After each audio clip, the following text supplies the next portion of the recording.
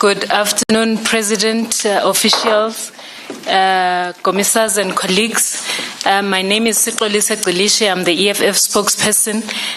Welcome to this EFF presser today. Before we begin, I would like to introduce the leadership and the people you see here on stage. I will start with the mayoral candidates of the EFF behind. I will start with Commissar Sam Matiase, who's a mayoral candidate for Mangaung. And next to him, we've got Commissar Lorato Tito, who is the mayoral candidate for Sol Palaki. And next to her, we've got fighter Ntabiseng Chivenga, who is a mayoral candidate for the EFF in Ekurhuleni. And next to her, we've got Dr. Tlaleng, who is the mayoral candidate for the EFF in the city of Johannesburg. And we've got the former DSG, Commissar Hlengiwe Mkhaliphi, who is a mayoral candidate for the EFF in eThekwini. And we've got Commissar Mkhululi Dlevu, who is a mayoral candidate for the EFF in Buffalo City. We've got Commissar Sinawo Tambo, who's a mayoral candidate for the EFF in Nelson Mandela Metro. And behind, we've got Commissar Ncedo Kolanisi, who is the mayoral candidate for the EFF in King Sabata, Dalingebo, yes. And lastly, we've got the mayoral candidate for the EFF in Msunduzi, yes, sorry. We've got a mayoral candidate who is fighter Stanley Mwabe. Yes, there he is. And I think I will introduce the officials, and then the officials who are mayoral candidate, I'll just mention as I introduce them.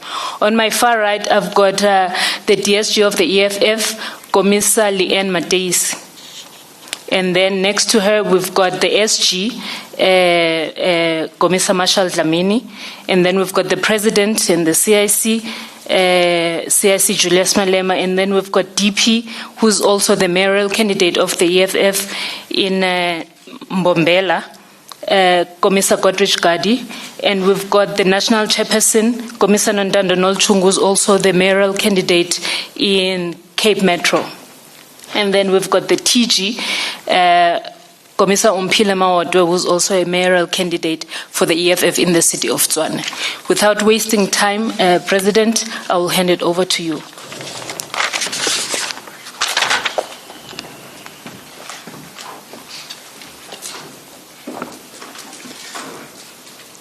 Thank you very much. Greetings to the officials and the mayoral candidates of the EFF, to the media, to staff members of the hotel and the EFF, the people of South Africa, Africa and the diaspora. The economic freedom fighters take this opportunity to reflect on the highly successful celebration of the organization's 18th anniversary and the launch of the 2026 local government election manifesto at Thohoyandou Stadium in Limpopo on the 25th of July 2026. The occasion was a demonstration of the continued strength, growth, and political relevance of the EFF. The thousands of fighters and members of the public came to affirm a shared commitment to the struggle for economic freedom and to receive a program for the transformation of local government. Thohoyandou was therefore both a celebration and a declaration of intent, victory or death. For the 13th years, the EFF has built itself as an organization rooted in the daily struggle of ordinary people. We have confronted the political establishment inside Parliament, legislature and municipal councils, and we have consistently placed the interest of workers, the unemployed, young people, women and the poor at the center of our political program. The 2026 Local Government Election Manifesto is a product of that experience. It is a document of the conditions confronting our people and is informed by a decade of experience in local government and by the lessons learned from communities across South Africa. The message from Thohoyandou is that South Africa cannot continue with municipalities that exist on paper but fail in practice. Our people live with water shortages, unreliable electricity, sewer spills, uncollected refuse, unsafe roads, unemployment, and collapsing infrastructure, while municipal resources are wasted through corruption, outsourcing, and political patronage. The EFF is therefore offering a fundamentally different model in our 2026 manifesto. We are saying that municipalities must belong to the people and must become instruments of development, dignity, and economic emancipation. When we speak of land reform at local government level, we are speaking about municipalities using their powers to make abundant land and buildings available for young people to engage in agriculture and other productive activities. We are speaking about ending the sale of municipally owned land and making such land available for redistribution to black communities. When we speak about dignity, we are speaking about the basic services that millions of people are still denied. An EFF People's Municipality will guarantee reliable, affordable, basic services and ensure that qualifying poor households receive free water, electricity, sanitation, and refuse removal, including those living in informal settlement, backyard dwellings, and rural communities. However, the crisis does not affect only the poorest households. Working class and middle class income families are also being crushed by the rising cost of living. This is why EFF municipalities will introduce targeted support for households facing financial difficulties and provide relief through adjusted tariffs, subsidies, affordable payments arrangements, and debt relief programs. At the same time, we must end the culture of municipalities outsourcing basic responsibilities to politically connected companies. The EFF will rebuild internal municipal capacity by directly employing workers and ensuring that municipalities have qualified engineers, planners, artisans, financial managers, and other professionals capable of delivering services themselves. This approach is also central to how we intend to address unemployment. We will insource core municipal functions such as security, cleaning, waste collection, and maintenance to create permanent jobs. At the same time, municipal procurement must be used to build local economies, which is why we have committed to direct a minimum of 80% of municipal procurements towards SMMEs, cooperatives, and township enterprises involved in manufacturing-related economic activity. EFF municipalities will build and upgrade sports facilities, libraries, parks, and community facilities while deliberately preserving and promoting African history, culture, and heritage through museums, memorials, public art, and monuments that honor African and anti-colonial leaders. We are equally clear that local government must play a meaningful role in advancing gender equality and protecting women and vulnerable communities.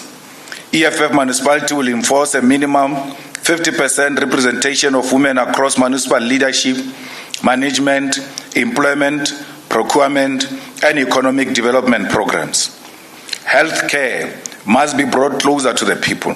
Our municipalities must expand access to comprehensive primary health care, including maternal health care, HIV/AIDS care, mental health care, and all kinds of support.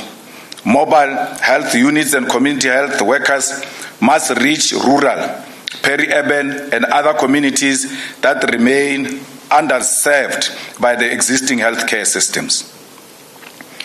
The same principle applies to electricity. Electricity is a developmental public good, not a commodity whose primary purpose is to generate profit.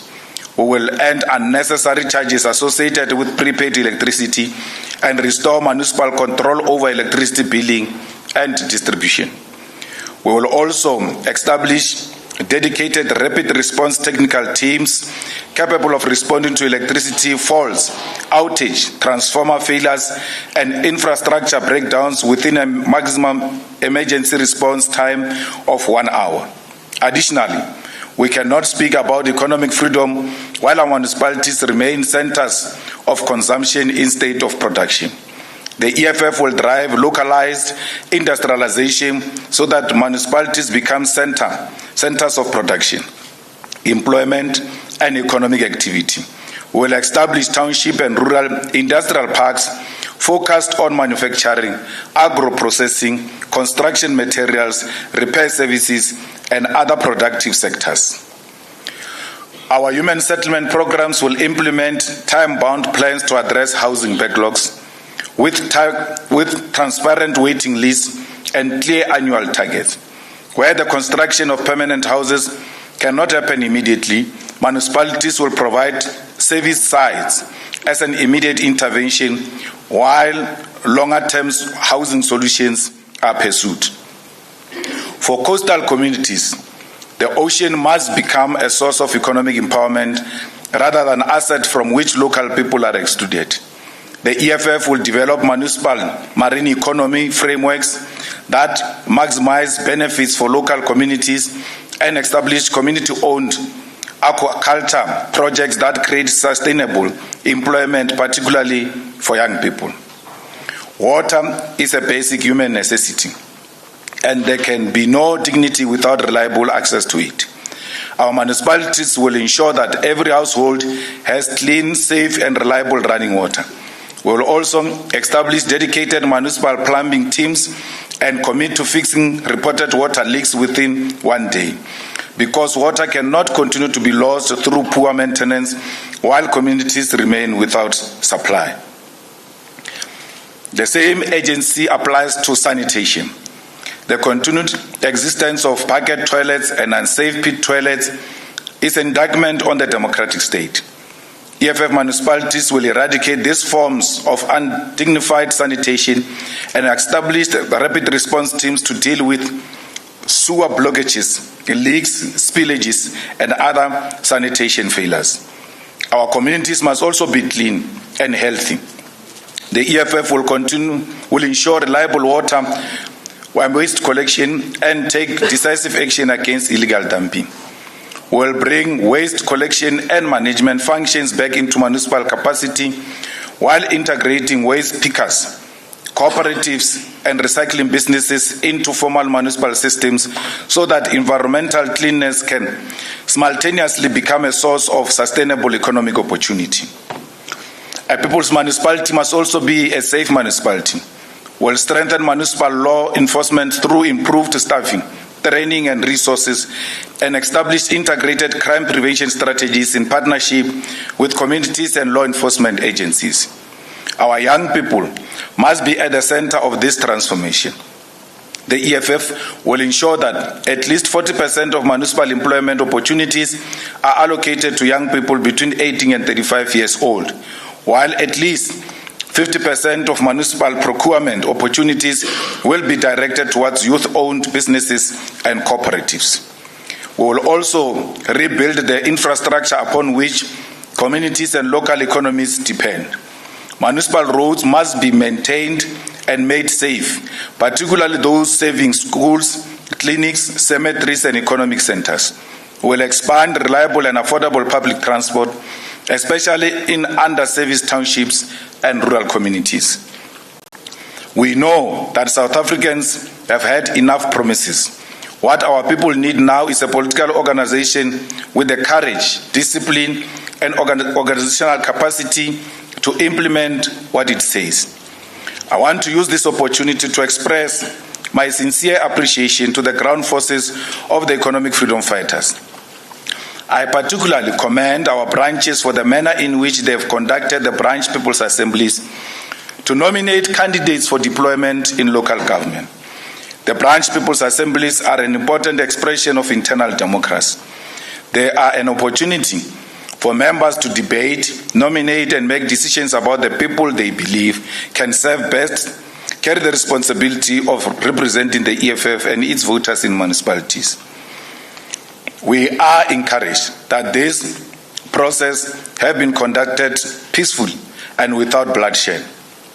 This is an important achievement for the organization, as a political competition must never become an excuse for comrades to turn against one another. We can disagree politically without destroying the organization we have collectively built. To those that have not yet completed the process, we encourage you to do so without unnecessary delays. As we reflect on the success of our 13th anniversary and the launch of our local government election manifesto, we cannot ignore the worsening conditions under which the majority of South Africans are living. The cost of living continues to place enormous pressure on working class households, and we are witnessing a decline in middle class households. The price of food, electricity, fuel, transport, and other basic necessities continue to eat away at the income of ordinary people. South Africans are working harder and taking home less in real terms, while the state continues to impose additional costs on households that are already struggling to survive. The recent inflation figures confirmed what our people already know from their shopping baskets. Consumer inflation reached 5% in June 2026, up from 4.5% in May, with transport and fuel costs among the major drivers of the increase. The price of fuel does not remain at the petrol station.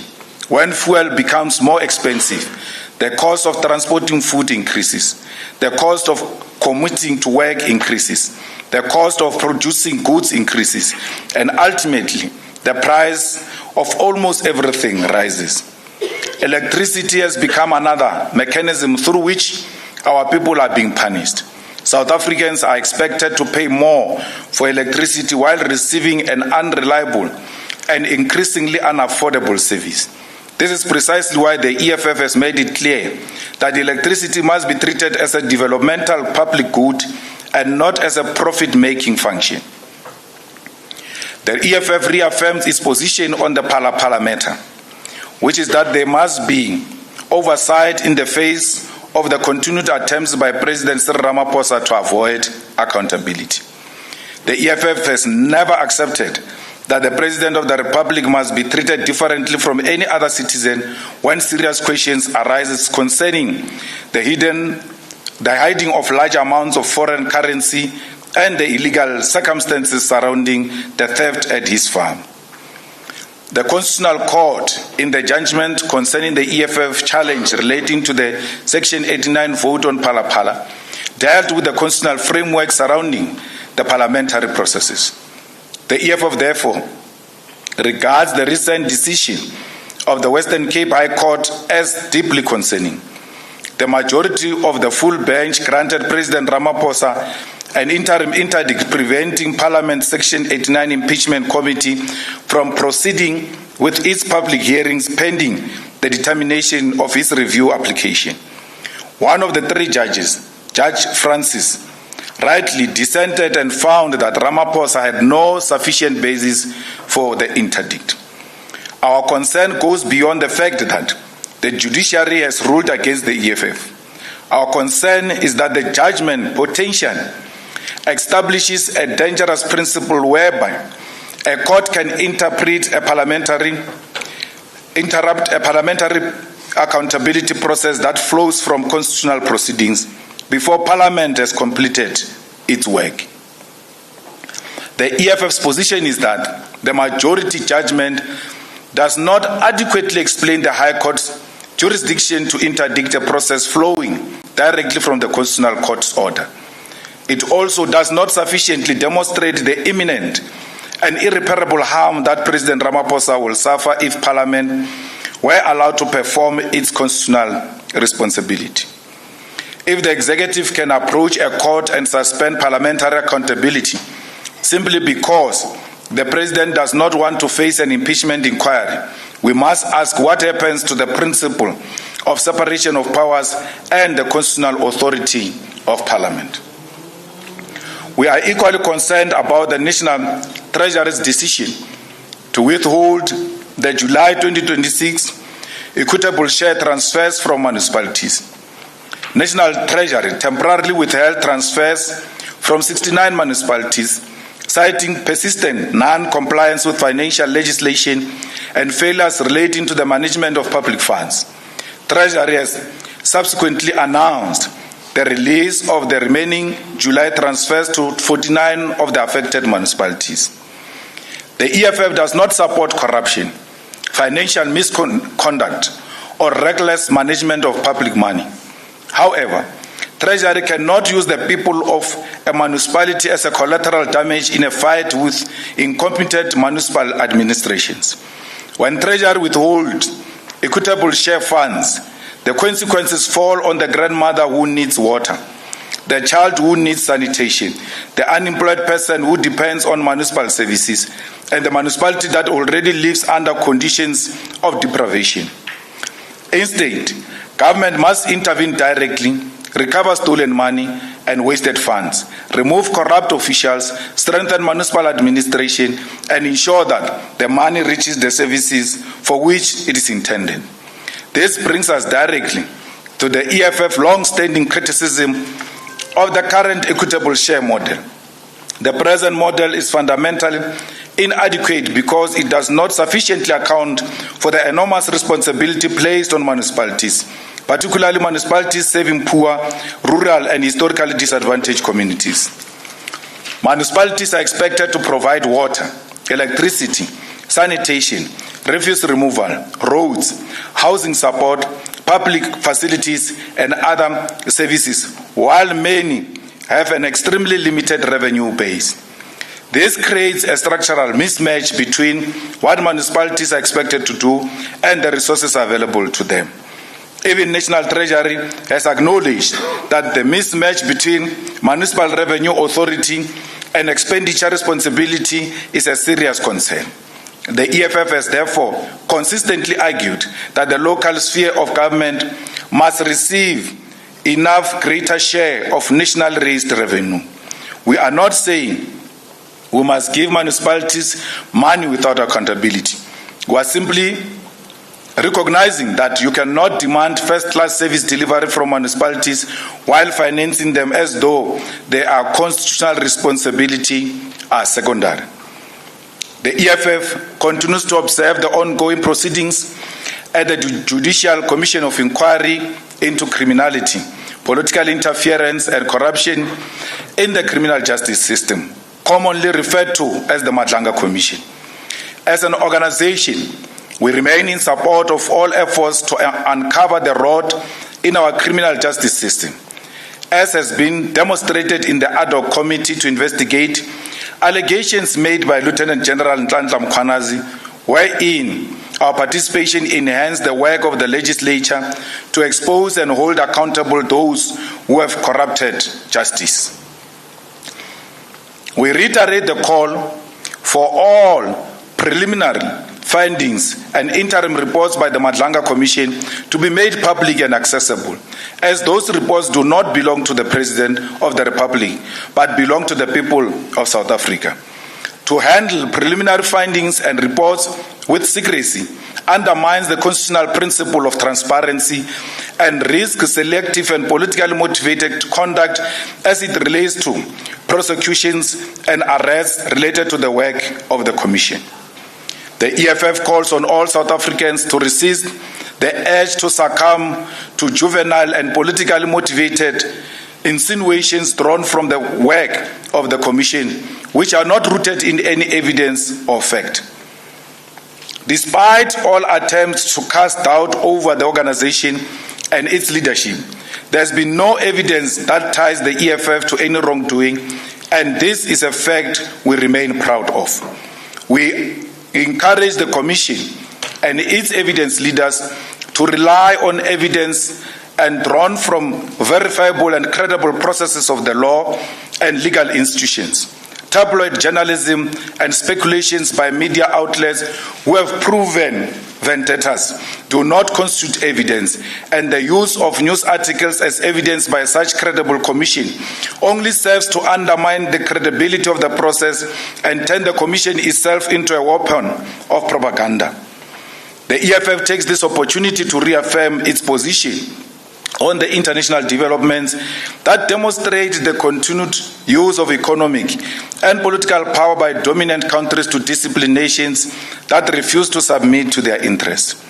We have seen the United States government recently threaten to cut off trade with Spain because of political disagreements over NATO spending and Spain's position on the use of its military bases in relation to the war against Iran.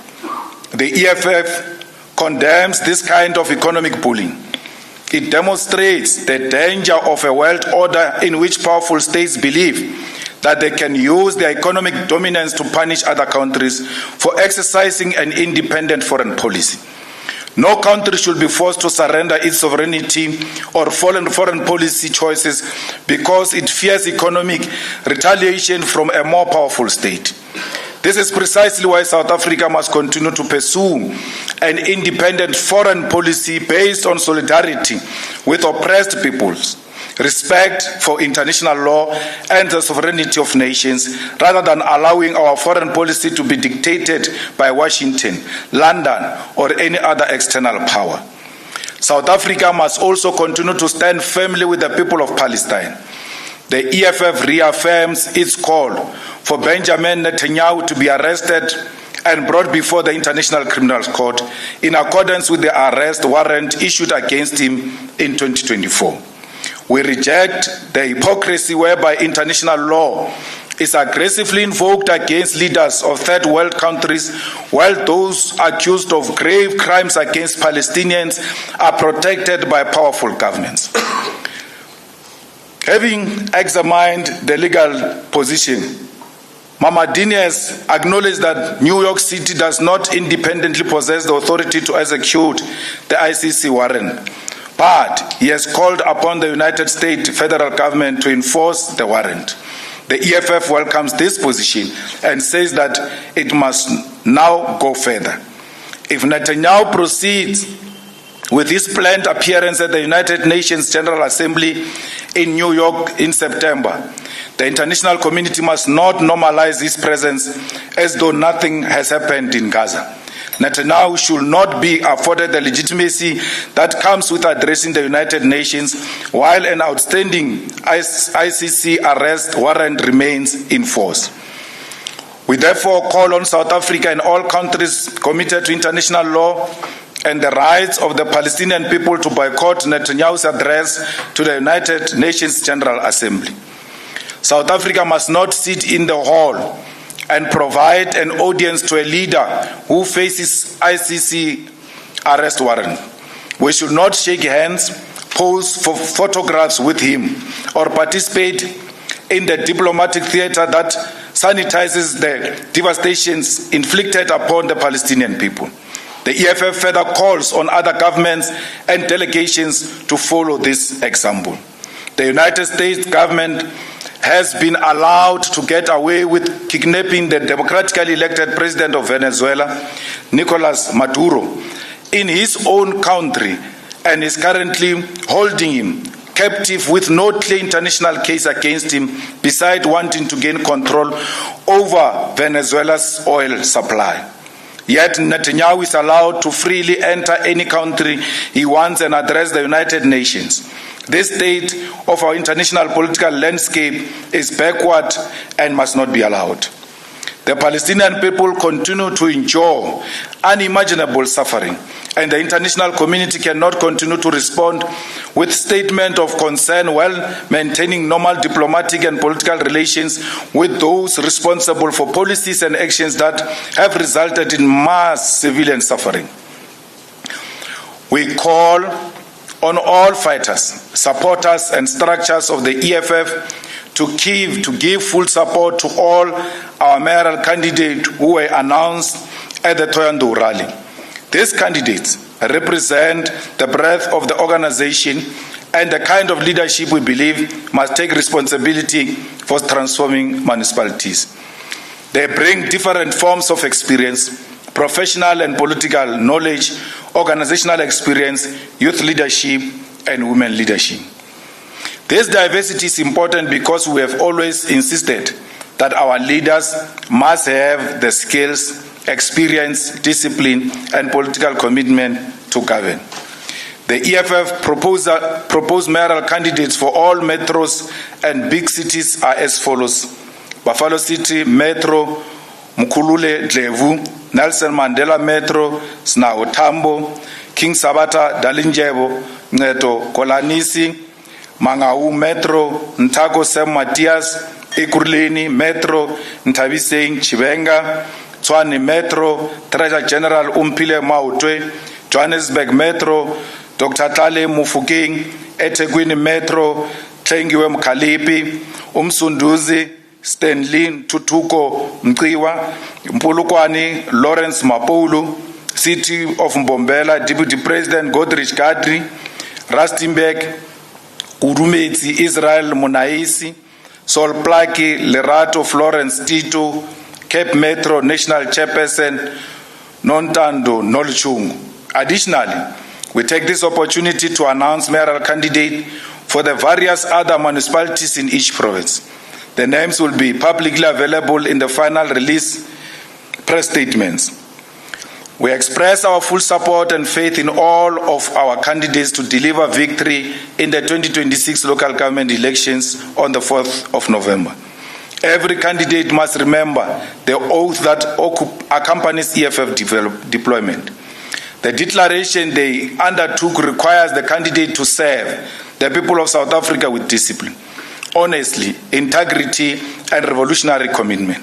It makes clear that deployment is not a right or employment, but a responsibility and organizational mandate, and that an EFF councillor must remain loyal to their community and the people of South Africa and make themselves available to serve their community. This is the standard we expect from every person who wears the red beret into a municipality. No mayor will be deployed to accumulate wealth, demand tenders, employ family members, abuse municipal resources, or become part of the same corrupt political establishment we have spent 13 years fighting.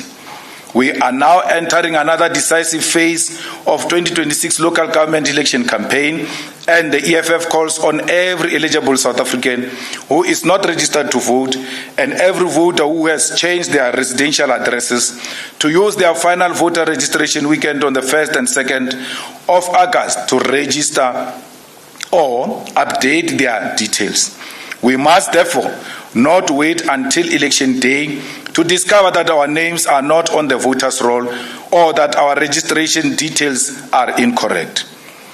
I call upon every fighter to take responsibility for at least one person. Go to your family members, your neighbors, your friends, your colleagues, and the people in your communities. Ask them whether they are registered and help those who have not registered to do so. Our people must understand that registration is the first step towards using the vote to change the conditions under which they live. If you are angry about the price of food, electricity, and fuel, register. If you are angry about unemployment, register. If you are tired of sewer in your street, unsafe roads, water shortages, and corruption in municipalities, register. If you want functioning people's municipalities, register and register to vote EFF. Victory or death, we are going to win these elections. Now I'm going to attempt to do something here of butchering the names of EFF municipal mayoral candidates all over South Africa. Amahlati, Neliswa Mbulawa, Blue Crane Root, Sibusiswe Plaki, Dr. A.B. Kuma, Gobisa Bomela, Dr. Beas Nodie, Yoleka Makwetu,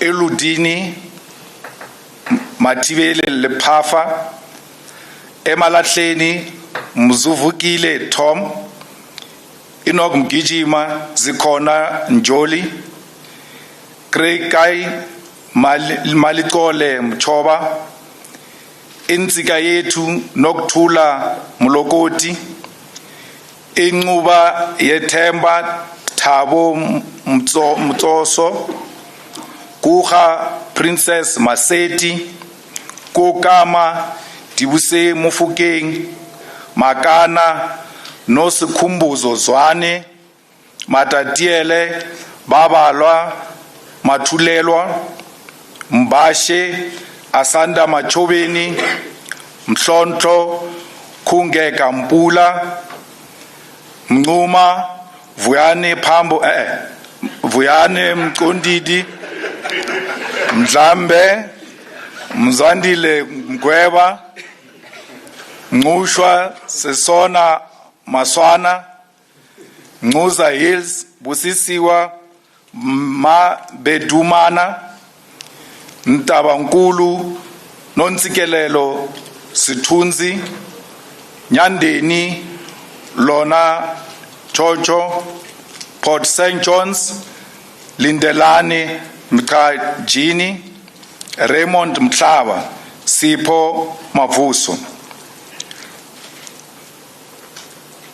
Sakhe Sizwe, Mtandazo Funo, Seku Nolo Nwabo Ngedane, Sunday River Valley, Noma Lungisa Koba, Omzimu Nati No Chati, Walter Sisulu, Setlabocha, Murhai, Winnie Madikizela Mandela, Stembile Madikizela, Metsimahulu, Malefane Musimang, Machabeng, against Isma Khashule, Thomas Matingwane, Ditlabeng, Mujalefa Vilagazi, Malodiapo Fung, Matlomola Majage, Setsoto Lebohang, Mokwake, Nala, Pagi William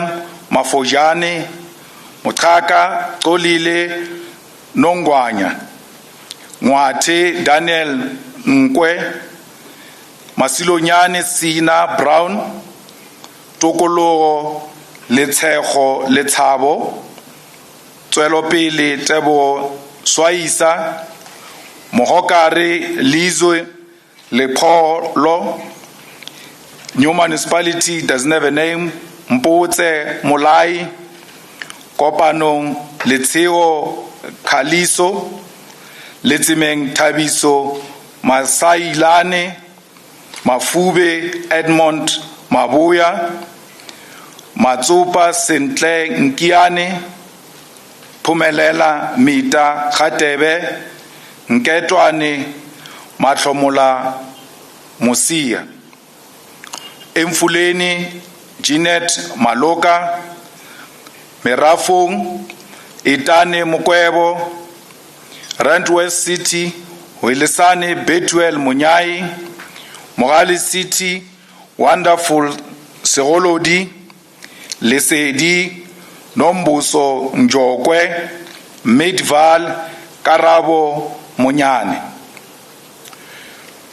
Umdoni Zibonele Duma, Umzi wabantu Sunny Boy Mzwandile, Umkhabathini Senzo Mkhize, Richmond Bongumu Sakunene, Inkosi Ilanga Libalele Pamela Mazibuko, Alfred Duma Lwazi Nkosi, Ukhahlamba Snenhlanhla Langa, Endumeni Lwando Msisali, Enqutu Mbali Zondo, Emvoti Teresa Mlambo, Abaqulusi Thulani Ndlovu, Edumbe Mpilo Zungu, Nongoma Mthobisi Luvono, Uphongolo Thandwa Inkosi Msibi, Ulundi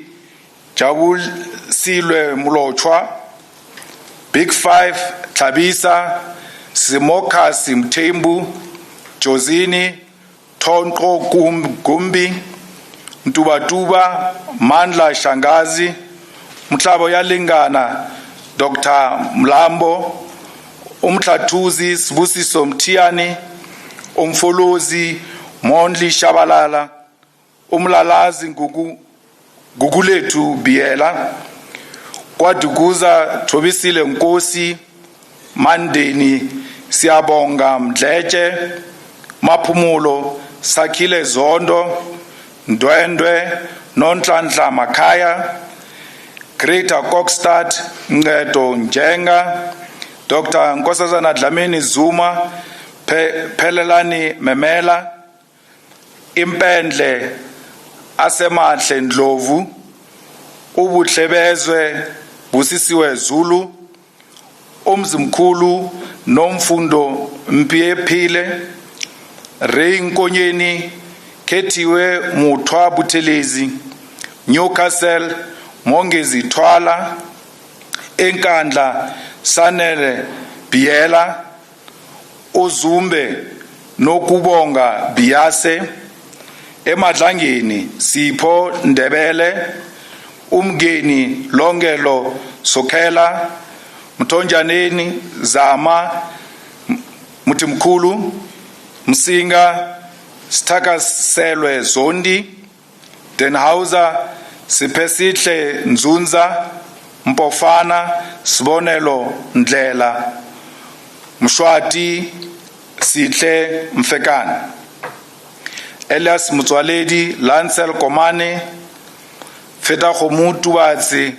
Khotatso Mowane, Greater Letaba Reneilwe Mashabela, Greater Zanen Dumisani Malemela, Makado Anthony Matuba, Makudu Tama Rebecca Motlala, Mudimule Lesecha Munyela, Musina Rendani Munyai, Tulamela Lilian Managa, Maruling Bruce Malepe, Molemole Oscar Mutulla, Bloberg Aida Chula, Lepelo Nkumpi Koki Mapetu, Palaburwa Poncho Mushumo, Greater Giani, Amanda Mondlane, Ephraim Mogale, Tabam Pasha, Mogala Kwena, Shela Majoko, Tabazimbi, Gabriel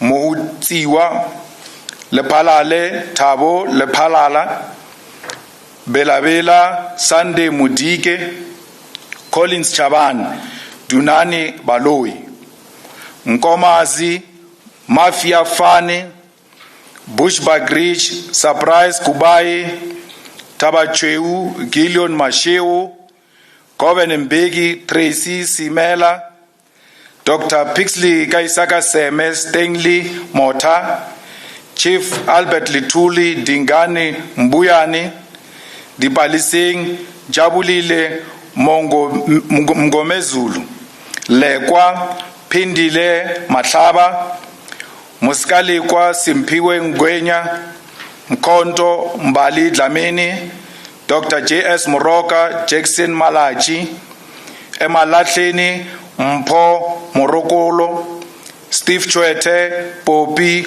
Mailula, Tembisi Lehani, Glenn Sitole, emakhazini Isaac Skosana, Victor Kanye, Ellen Mohadibi.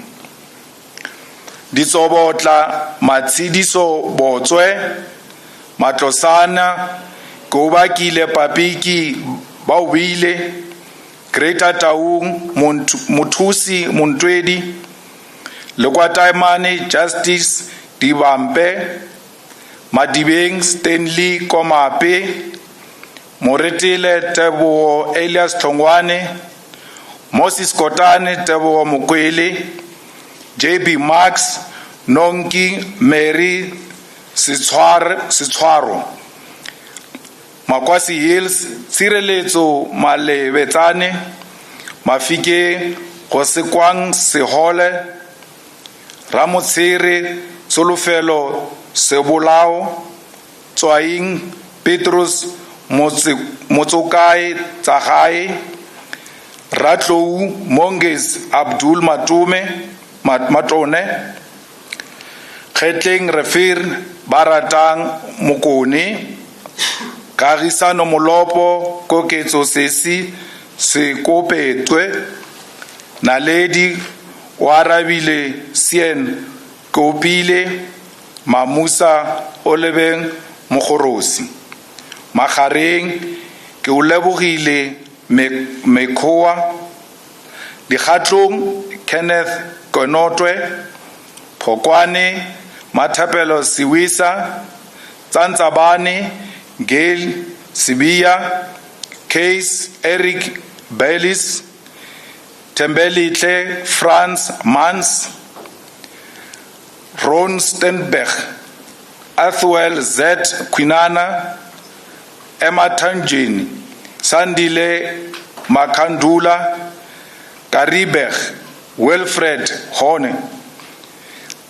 Umsombovu Mbuyiselo Manzi, Siakuma Rebaone Moleme, Jom Rolong, Huitseno Kautsane, Khamagara, Huitseno Sekhupi, Gasekhonyane Shadrack Tlaule, Siatemba Nonton Lenzi Bosman, Khatelopele Gavin Teteme, George Natasha Ntlangwini, Di Waterskloof, Tozama Litakong, Bito Bandile Mlindazwe, Neisner Neil Low, Drankenstein Nomzamo Zoya, Belfort West Sonabo Makalmas,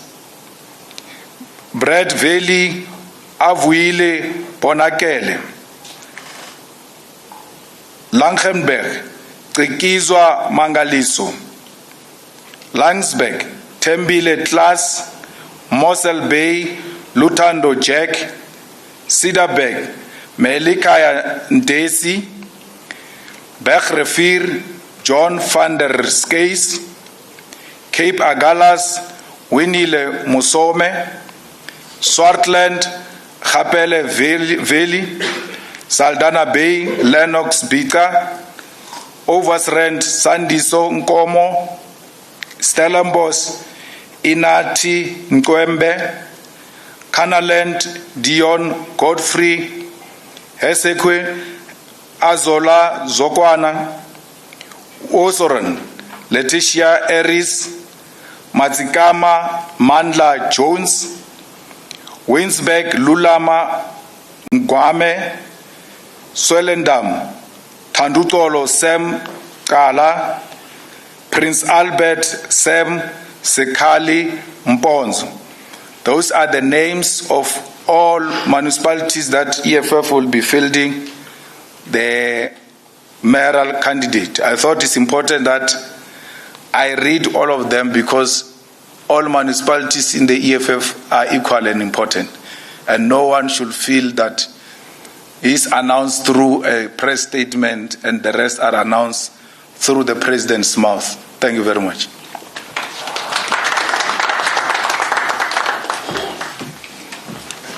Thank you very much, President. Now, colleagues, it's your turn to pose questions to the President and the officials of the EFF. I will take 5 for the first round of questions. Modibe, 2 next to you, and then 3, and then Mawande 4, and then Tando 5. Let's get the mic. Thank you very much to the officials and condolences to the Malema family and the EFF. May God be with you during this time. President, with regards to municipal procurement, when you go to many municipalities, black businesses, they are suffering because in order for your invoices to be paid, 10% must go to the mayor, 20% must go to the CFO. What steps are you going to put that your own officials don't go into those municipalities and start behaving like those officials who want 10%, 20%? Thank you.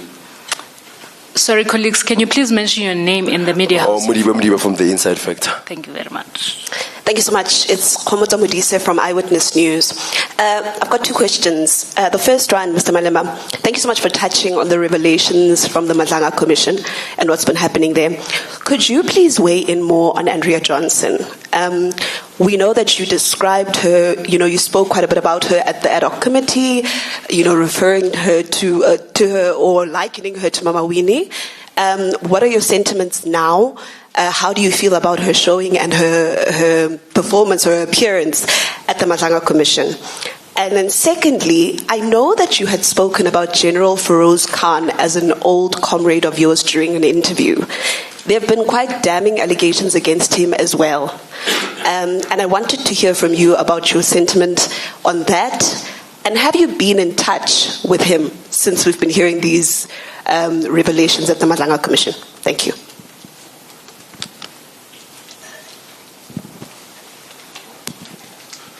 Salailo Mankudirio from Salam Media. Just one quick question. The decision to look outside the traditional structures of the EFF for some of the mayoral candidates for the different municipalities, what was the process around that? And were these people handpicked? Did they have to apply to the EFF to do so? Thank you.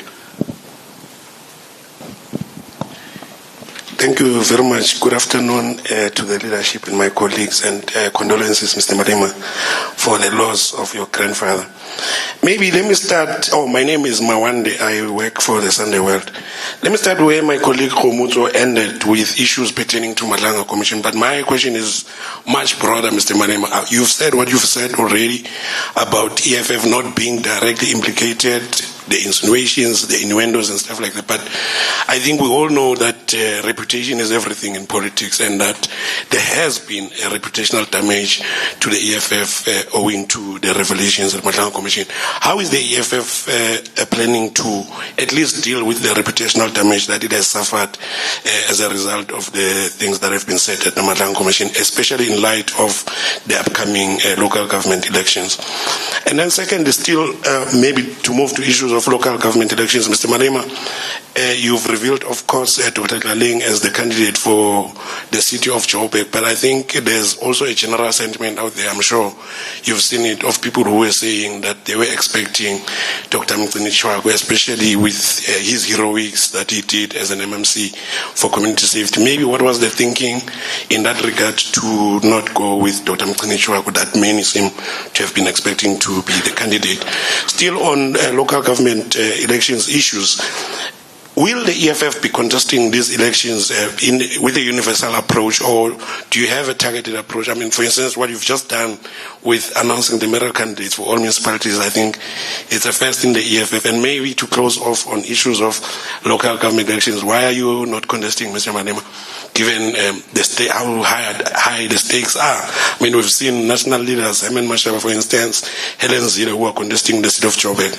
Why did you not throw your name in the hat as well? Finally, from my side, Mr. Malema, what is your comment on the crisis at the higher education department under the current minister, Mr. Putman. I think through your own deployee, Mr. Sklelonzi, who has highlighted all the issues at NSFAS, National Skills Fund, the SETAs, in fact, going as far as saying that Mr. Lonzi, that Mr. Putman is probably far worse than his predecessor, Dr. Nobuhle Nkabane. Finally, for real this time, what is your comment, Mr. Malema, on the divisions that we are seeing in the anti-illegal immigration movement under the March and March movement, with the likes of Ngizwe Mchunu, Phakile Mthakathi, Ndabandaba, and Jacinta Ngobese now fighting among themselves, of course, broadly with the issue of immigration being among main issues that the EFF interacts with politically. Thank you very much.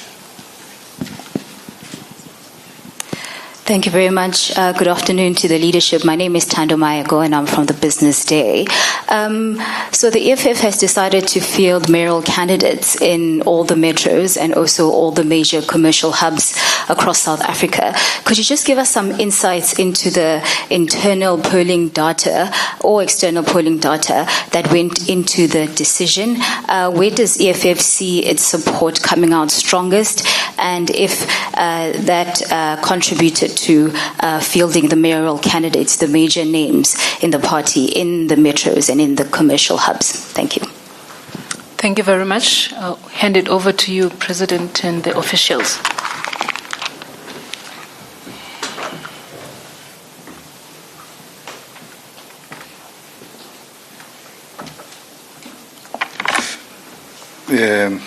Thank you very much. We are very particular and strict about issues of corruption involving our cadres who are deployed in municipalities. And since our participation in local government municipalities, there is no single councillor of the EFF or MMC who has ever been accused of corruption or even charged or removed because there are serious allegations against them. They know very well that they don't engage in procurement except to play an oversight role and develop the necessary local policies and take decisions that will direct how the municipality should be run. And we can reassure you that anyone who's found to be involved in wrongdoing in the EFF will deal decisively with those individuals.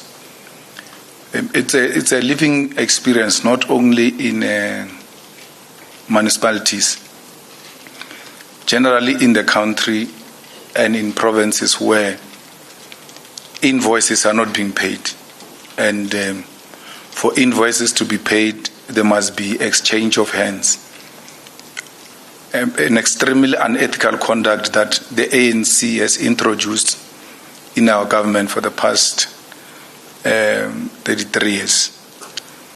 And therefore, we need to go in there and make sure we do away with that particular culture.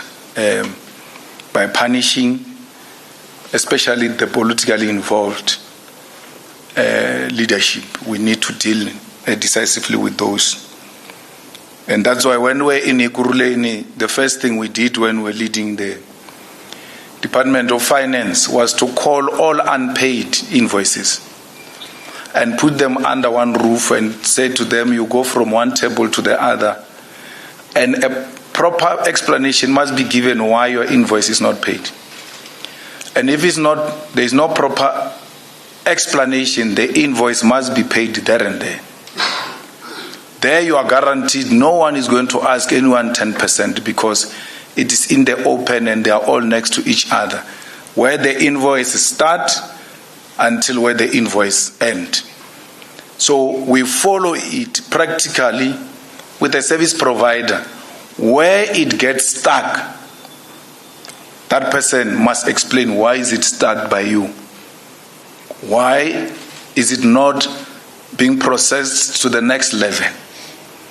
And if then there's no explanation, it ought to be processed, and disciplinary processes must follow because it means there was a motive beyond the issues of a procedure which needed to be followed.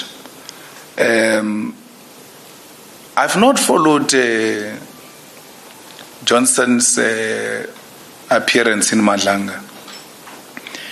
I've got no such a privilege, unfortunately. I was one of the ground forces that organized the rally of the EFF in Thohoyandou. And if you know what it means to organize, you have no such a privilege to sit down and watch a television and proceedings. So maybe some officials have watched will be able to give a commentary on that, but I didn't see it, unfortunately. And then I came back from Thohoyandou. I had to deal with funeral. So I come directly from preparing funeral to this podium. Again, I had no privilege of watching. So I will make time when, I don't know when, because it's going to become more and more busy now. And that's what we are obsessed with now, running a well-oiled machine towards victory on the 4th of November. So I'm unable to make that comparison. But even if I'd watched, I was not going to be in a position to give a comment, as it were, because the ad hoc committee is at an end, it's writing a report. So I can't give views here and go and give views in the ad hoc committee, especially when we do the final report. I think, if I'm not wrong, we have a meeting tomorrow or today, next Wednesday, to give a final report. And my views will be expressed, as it were. My comparison to Winnie Mandela, it was in relation to what she presented at the ad hoc committee. The ad hoc committee and Madlanga Commission are not the same thing. And they don't use the same style of investigation, the same style of interrogation. She might have impressed me at that ad hoc committee and impressed me in the Madlanga Commission, I don't know. Or in the Madlanga Commission, she might have said things that were not put forward in the ad hoc committee. And therefore, to compare the two will actually be unreasonable. The reality of the situation is that you are going to have two reports. There's going to be Madlanga Commission report and there's going to be ad hoc committee report. They may not say the same thing. They may say the same thing. So they all depend on the facts that were presented and the evidence that was presented before the two committees. I never get an opportunity to interact with Khan. I know Khan. And I've already made it very clear, I know Khan. He was shot and then we were told he's in a hospital, he can't speak and all of that. And I left it at that. If any call which I made was to Mohammed, you see, said that the mention was talking to Khan in the WhatsApps. That's the man I called. I said, what's happening? Did they really shoot this guy, or what is the story? Because others say he was shot, others say he was not shot. No, he said, hey brother, he was shot, that guy. He's in a hospital. How did they shoot him on the leg? He says, no, they didn't shoot him on the leg. They shot him on the chest or something. But I had your information when I was speaking to Mohammed. And Mohammed had a clear, elaborate information of what happened and so on and so forth. And I left it there. Because I couldn't go and see him. I can't call him. I can't do anything until Madlanga has done his work. If there's anything wrong that Khan has done, the Madlanga Commission must take him on. It's wrong for that young man of MK to say, I prevented Khan from coming to the ad hoc committee. I never did that. I asked the question, on which basis are we calling Khan? Whoever said we must call Khan should have given the reasons why, because I had no reason to call Khan. So I shouldn't ask you a question when you say, let's call Khan, and I ask you, why? Why should you call Khan?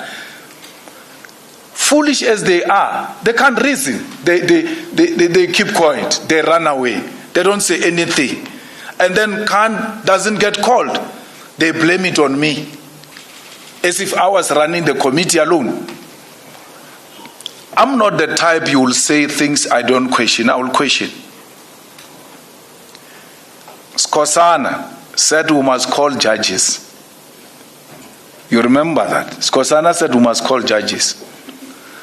I said, you can't say judges. You must say a name, because judges is huge a concept. It includes the whole judiciary. And when it comes to judiciary, you must be very specific when you attack it. You must not just be using a blanket approach towards all the judges, because that thing is the last line of defense. If we delegitimize that sphere of government, we must know we're all in danger. So, Skosana, which judge do you want us to call? He says, yeah, Julius Malema. Julius Malema is the one who's criticizing judges. Now he says, we must not call judges. You see, there's a problem of people who don't think. I ask you, which judge we must call? You say Julius Malema. Am I a judge? I'm saying to you, I thought he doesn't understand English. I even said to him in Zulu, Faki Gama Baba. That's how we work here. I gave him a name because he's a coward. They are all cowards and they behave like they're brave. I said, do you want to call Judge Ledwaba? You must go and listen to those things. They're recorded in that thing of Parliament where they record everything. I said, you want to call Judge Ledwaba because everybody here speaks about Judge Ledwaba, that Judge Ledwaba has been given a bribe, Judge Ledwaba gave bail, is that the person you want us to call? He couldn't budge. He went to Twaka. Tomorrow I'm going to be blamed that I said they must not call judges. When I called, which judge? He was going to put a name and I was going to say why. Why this one? They said we must call them on the basis that they are mentioned. I said Zuma is mentioned. If there's an issue I take with that committee, is that Mkwanazi said Mtetra called him and said to him, you must employ Mdluli in the crime intelligence. And then Mkwanazi refused. And after he refused, Mkwanazi went to tell the president, who was Zuma, and said to Zuma, this guy wants me to do a wrong thing by appointing Mdluli without following a due process. Zuma said to him, unga resign manje, ithi ngithola omunye uzo-acta before resign. Instead of Zuma saying, what are you saying? He wants you to commit wrong things. Give me time, let me call that minister and hold him accountable. We never called Zuma to ask him, why didn't you call Mteto, who made Mkwanazi to appoint a person wrongfully as a president? So if we are using the basis that a person is mentioned must be called, Zuma was mentioned, Mbalula was mentioned, many people were mentioned there, but there was no basis within which we wanted to call them. So that's a question I asked about Khan. Why?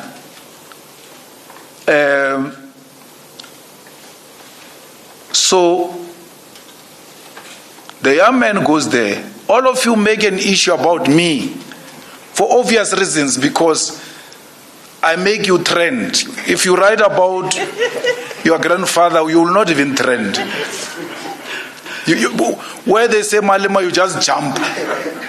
You don't process anything. This guy says, I got called into a meeting with those guys of cigarettes in KZN. I forgot their names. He was called by Zuma's PA into that meeting in Durban. He was sitting in the meeting and they said to him, "Why do you trouble our guy?" As he's still trying to justify himself, they take out a phone and call Khan and put Khan on the speaker and make him to talk to that guy. Those guys don't trend. Zuma doesn't trend. Zuma doesn't trend. I want to say their names, man. They will think I'm scared of them. What are their names? Those cigarette guys who used to work with Duduzan in KZN. No, there's a guy, man. He's known in KZN for cigarettes, and he's an Indian guy for cigarettes and security. Kaji. They are the Kajis. Kaji. They call him. He tells Madanga. Kaji calls Khan and put him on the thing, on video call, and then Khan starts saying the things he said to this guy. Kaji doesn't trend. I'm asking you the name here deliberately. You don't even know it. A name of a person who called a member of an ad hoc committee to speak to Khan. That is not a problem to you. Zuma, who organized that young man knew that if he's called by that lady of Zuma to a meeting and he doesn't go to that meeting, the job is finished. Zuma doesn't trend for organizing a meeting where they try to squash Khan's case with Kaji in the corners. It's not an issue, that. But it's like, I organized a meeting for that guy. That guy mentions that thing, all of it, in the Madlanga Commission, and then says, outside all of that criminality, says Malema is the one who stopped the ad hoc committee to call Khan. That is a big issue. We all refuse to think, how can Malema stop the whole committee? And he reminded me, but I lived that life from when I was young.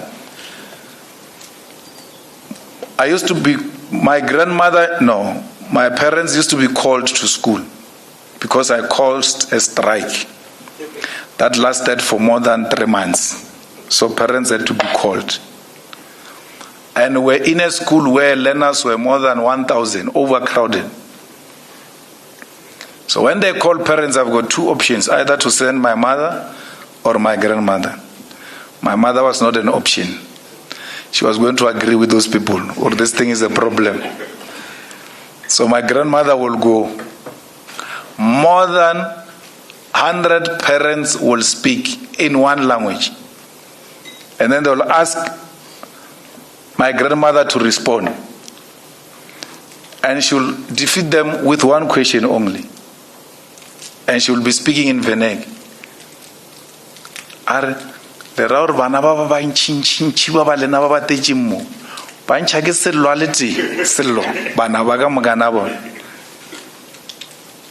then that guy says the same thing. Or batwala ad hoc committee ka mokana bana ba tejigua ba stopile ke sello a leti or ba bije Khan. Me. So he's also confessing that he's useless himself.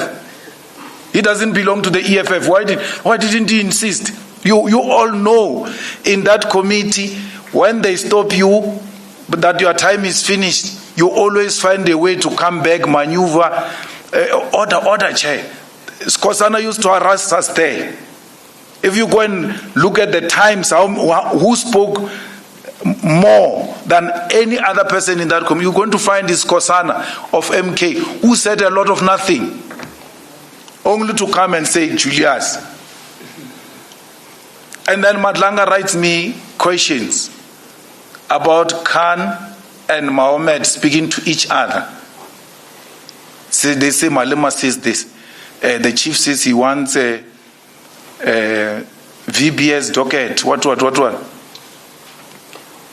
And then they ask me, I must respond to the conversation of 2 adults who are talking about me. Like you all do, without me being the CIC chief, this chief that. All Madlanga investigators must do is that, okay, these guys said to Khan, we want a VBS case number, a person who opened the case, the address. Then look between that date where the case was asked or when it was retrieved from the files of the police and the day of Matlanga, and go and ask the investigating officer, what happened? They wanted a case, perhaps they wanted to intimidate you or the witnesses. So in between year and year, what happened? Because I don't know what case they are talking about. I don't know who's the investigating officer. I've never spoken to any investigating officer. A proper investigator will say, okay, maybe they wanted a docket, they wanted his address, they wanted to intimidate him, oh no. They wanted to offer him money, oh no. Let's go and find out from him. Has there been anything from Malema to you since you opened this case? Has there been anything to any witness since this case was open? I've never done anything like that in my life. Khan goes to a DC. The chair is Ntantla Mkhwanazi. They say Khan was looking for that case because I was going to help him with his DC. With Shackleton, by implication, he implies that I did that. If I did that, I did it with Ntantla Mkhwanazi then. Because Khan was cleared by Ntantla Mkhwanazi, who came to the committee and said, actually Khan deserves an award from SAPS. That's Ntantla Mkhwanazi saying that about Khan. That's Julius Malema saying that about Johnson. No one says, look at this, look at this. Why did Mkhwanazi say Khan deserves an award? The same way you say, why did Julius say Johnson is Winnie Mandela? Why are you not saying, why did Ntantla Mkhwanazi say Khan deserve an award from SAPS for saving the day on that day? And you want me to listen to what you are saying when I know that you are full of hypocrisy, inconsistent, and full of vendetta. And you think what you are saying can get to me? No inconsistent person will ever get to me. No one. I'm giving you a typical example. In the same committee, I say, Johnson, you are like Winnie Mandela. Then more information gets revealed in Matlanga. Look at this, Julius. Look at this, Julius. In the same committee, Ntantla Mkhwanazi says, General Khan deserves a SAPS award for saving SAPS on that day. More information gets revealed in Madlanga. No one says, look at this Mkhwanazi, look at this Mkhwanazi. And I must respect your views. You think I don't know that you are wishing bad things for me? Like whoever says, is the EFF image damaged by those allegations that got revealed? Which allegations? Which allegations got revealed where against the EFF? And you say perception is everything in politics. Fine, I agree with you. But which perception did you use? Which measure did you use to measure that there is a negative perception against the EFF on the basis of what was revealed in Madlanga? Because if I will tell you there is no negative perception, and you ask me, what am I using? Toyando. I'm using Toyando. It happened after Madlanga. I'm using June 16. Union Building. It happened after Madlanga. What are you using? Whatever.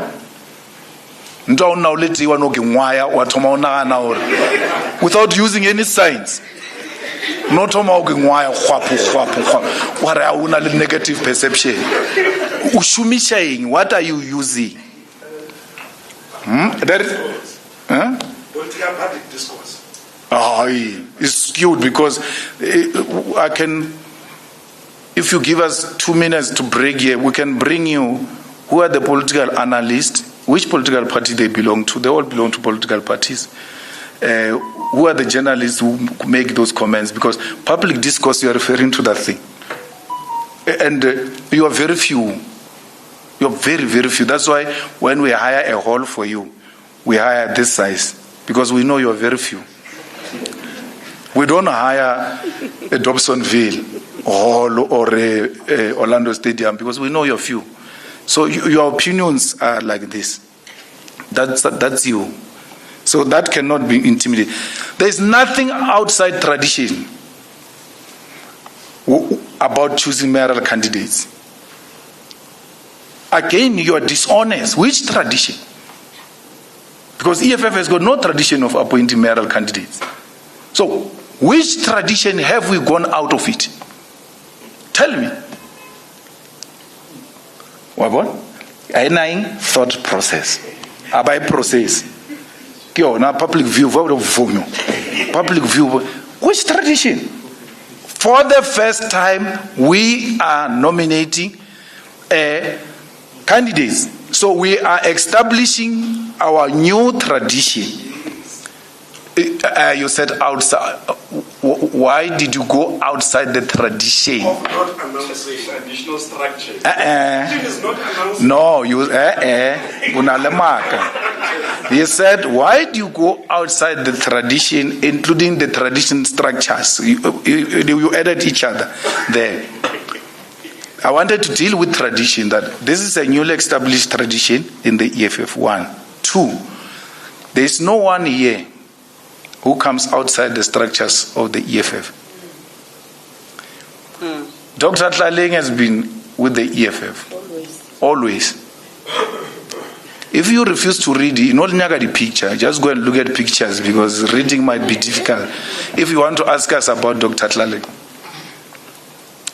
she has always been with the EFF and always participated in drafting committees of the EFF. Including when we go to conferences, when we go to manifestos, Dr. Tlaleng is in those committees.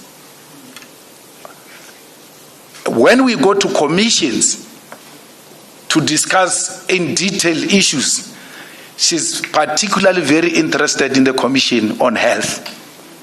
She's there. Not wearing a mask. She's not PKTT. You can see her, but you decide not to see her. So, not knowing people and what they do, you can't say they come from outside structures. And when it comes to names, all of you here, I can say to you, I think Mwagumalaji will make the best editor of Sunday World. It's a name. You are going to say, no, you are wrong. I think Matata Tsedu will make the best editor. The other one will say, that guy was implicated in lotto money now. He comes from my township. Actually, he's the first serious journalist to interview me. Makud is far. When I was young, you must ask Makud. When I'm 60, I'll ask him to write a book, because he was working for, Sowetan or something. We will never arrive at one name if there are names. But a decision has to be taken. So, the structures of the EFF, particularly the leadership, guided by a principle of democratic centralism, arrived at this decision after listening to all different views. You must ask your sources, these sources of yours, that tell you about internal EFF matters. SG, that last CCT, when was it? Where we voted? Beginning of the year. Beginning of the year. We had elections of who must be a mayor in what city. Go and ask them. They will tell you. That's how democratic we are. Secret ballot was conducted in the plenum beginning of this year. And after that plenum, I came to address a press conference. You asked me about mayors. I said to you, we will announce the mayors after the manifesto, because when they accept, they must be knowing what they are accepting. And that's what we did. That's the process we followed. Unlike Mashaba, who announces himself. And you never call him a dictator, you never call him all manner of names. And then you come here and ask me so nicely, everybody is standing, why are you not standing? Why are you not availing yourself as a mayor so that you can call me names? Now I give you Dr. Taling, I still a problem. Why? Helen Zille is there. Mashaba is there. Why are you not there? I must go in there so I can empower you. I've disempowered you. Alina Selo. You have nothing to say. What are you going to say about Dr. Taling? Le palage. Obalamaka moda tsare. Tao sua Dr. Taling. Obalamaka. Sali release your mind. Le palla ku criticize. There is nothing you can criticize here. You went all of you. Because we gave you the best. How do you compare Dr. Taling with Helen Zille? The whole international servant at the UN level, you compared with a rusted person who goes around perpetuating racism and division and segregation and justifying colonialism, that it was the best thing that has ever happened to us. And then you compare such a person with Dr. Taling. Less said about Mashaba the better, who thinks very less of poor people, and that a person who has never seen 100 rand can never be a leader. He's including us in that category. Because we came to become leaders before we saw 100 rand. If it was Mashaba's criteria, we're not going to be leaders. Because we didn't have anything in our families. But we became leaders. Mashaba, compared to Dr. Taling, Mashaba can't speak and think at the same time. That song that we used to sing during struggle, Mashaba was not going to participate in it. We can learn and shoot at the same time. That's why he didn't participate in the struggle. Mashaba couldn't do both. He had to choose one. And he chose to do hair instead of shooting. So, there's nothing. Let's wait for the ANC. It's going to bring a recycled the problems that we have here now. Yeah, in South Africa, particularly in Joburg, are ANC created. And who in the ANC, the old people who call themselves veterans of the ANC, are responsible for this mess. They're the ones who are responsible for this mess. How do you say you want to correct Gauteng? You go and call that former mayor of Joburg, Bra Ambi. Amos Mason. He's responsible for this mess. The Soweto electricity crisis got formed under Masondo's mayorship when people were rising against the ANC's doing in Johannesburg. We are in this mess because Pakistan decided to take money and went to build bicycle circles and what? Yeah, in Alexander. Was it bicycle lanes? When you still have people without toilets,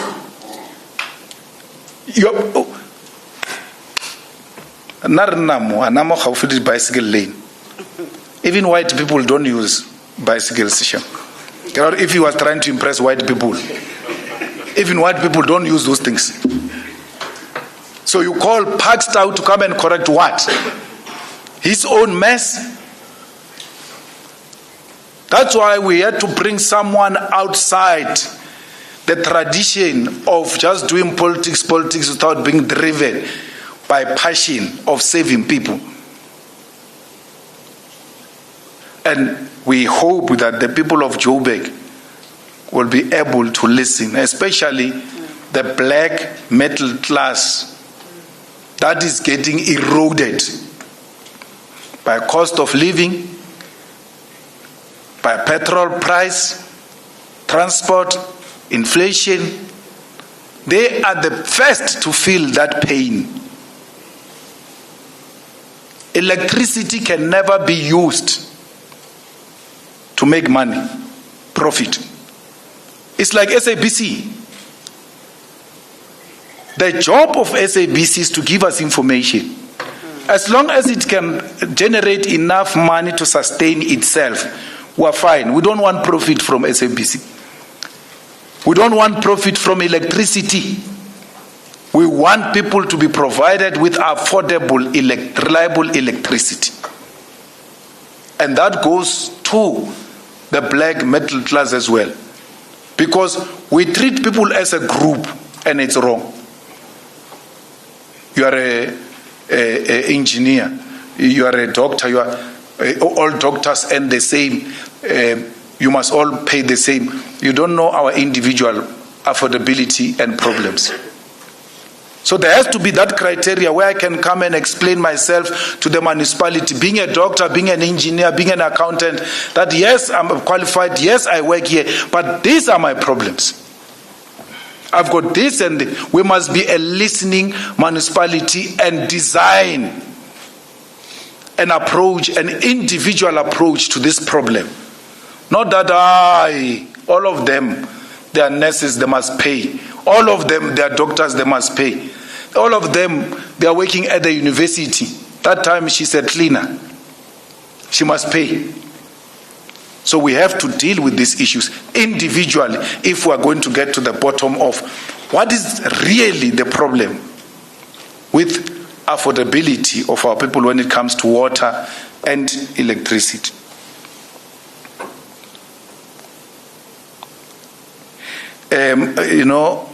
We have mayors everywhere. Where we don't have mayors, I think it's 2-3 towns in Northern Cape that are predominantly colored, and in the outskirts, I think the comrades are finding it difficult to break that ground, as it were. So I think maybe we must send Lien there to go and work out those places. Again, I met someone at the airport saying to me, "Yeah, why you are taking me? Why you are sending your boys to take me in higher education?" I don't know what's happening there. I've not been paying attention, but I trust the leadership that we have deployed in higher education to deal with these matters. That leadership has done very well till this far. It has done very well in exposing the previous minister who got fired because of its effort. It has done very well in exposing the corruption in the SITAs. It has done very well now in exposing corruption and favoritism and all of that in the NSFAS. And they continue to robustly engage, and they do so with facts. They don't just howl. They present facts that are undisputed, and as a result, the ANC and everybody else gets to be forced to agree with them. This parliament we serve, you have not paid attention, and the ANC is not paying attention. It's a very interesting parliament. You don't go there and think you're going to win. I don't think it has sinked in their blood, in their system, that they no longer control that parliament. Was it yesterday in the impeachment? Correct. They said we must not appeal the High Court of the Western Cape. And they were in agreement, man, proper. They thought, this one, well, as usual, we're going to get it. And we said, let's vote. And we killed them with 2 votes. So the system is still shocked. Or man, there's something. So they've not come to accept that they are no longer in charge. And at the center of that misleading attitude is Fikile Mbalul, who still speaks like he's in control. He's not. The research shows that the ANC is going to get 25% of voters in Soweto. In Soweto. So if it gets 25% in Soweto, what's going to happen in suburban areas? Finished. Done. Again, we are from Thohoyandou Stadium. That takes 25,000. You count it per seat, plus 5,000 on the pitch, and then the outside overflow, right? The ANC is going to launch a manifesto in Diepsloot. Is it Diepsloot? Yes. There's no stadium in Diepsloot. There's no stadium. Why? The ANC has abandoned the idea of going to a stadium. That's why their anniversary was at that Kylie thing. Because the stadium will expose you. It will expose them before the actual elections. So they've given up on that. Mbalula, who used to fill up 2 stadiums, Johannesburg Stadium and Ellis Park at the same time, and 8 other provinces at the same time. From that to a dusty field of Diepsloot.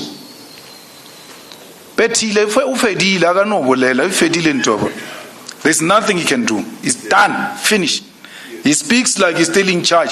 If he's in charge on the 30th of October, we are in Orlando Stadium for Tsalatupa rally, victory rally of the EFF. Orlando Stadium, 45,000 people.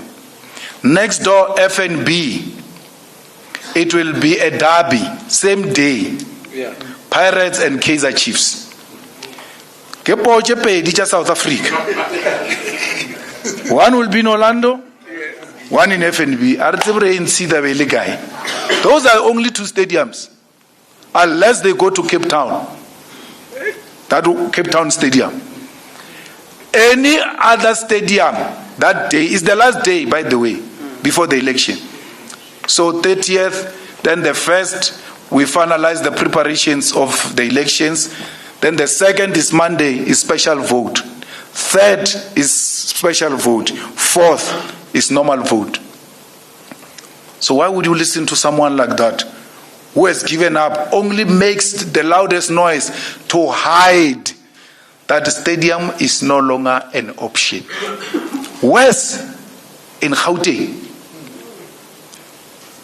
In Gauteng, where there is the biggest voter population, and not just saturated voters, they are all found here. You don't spend a lot of money to bring them together, unlike in Limpopo, where you have to go and fetch people all over the province.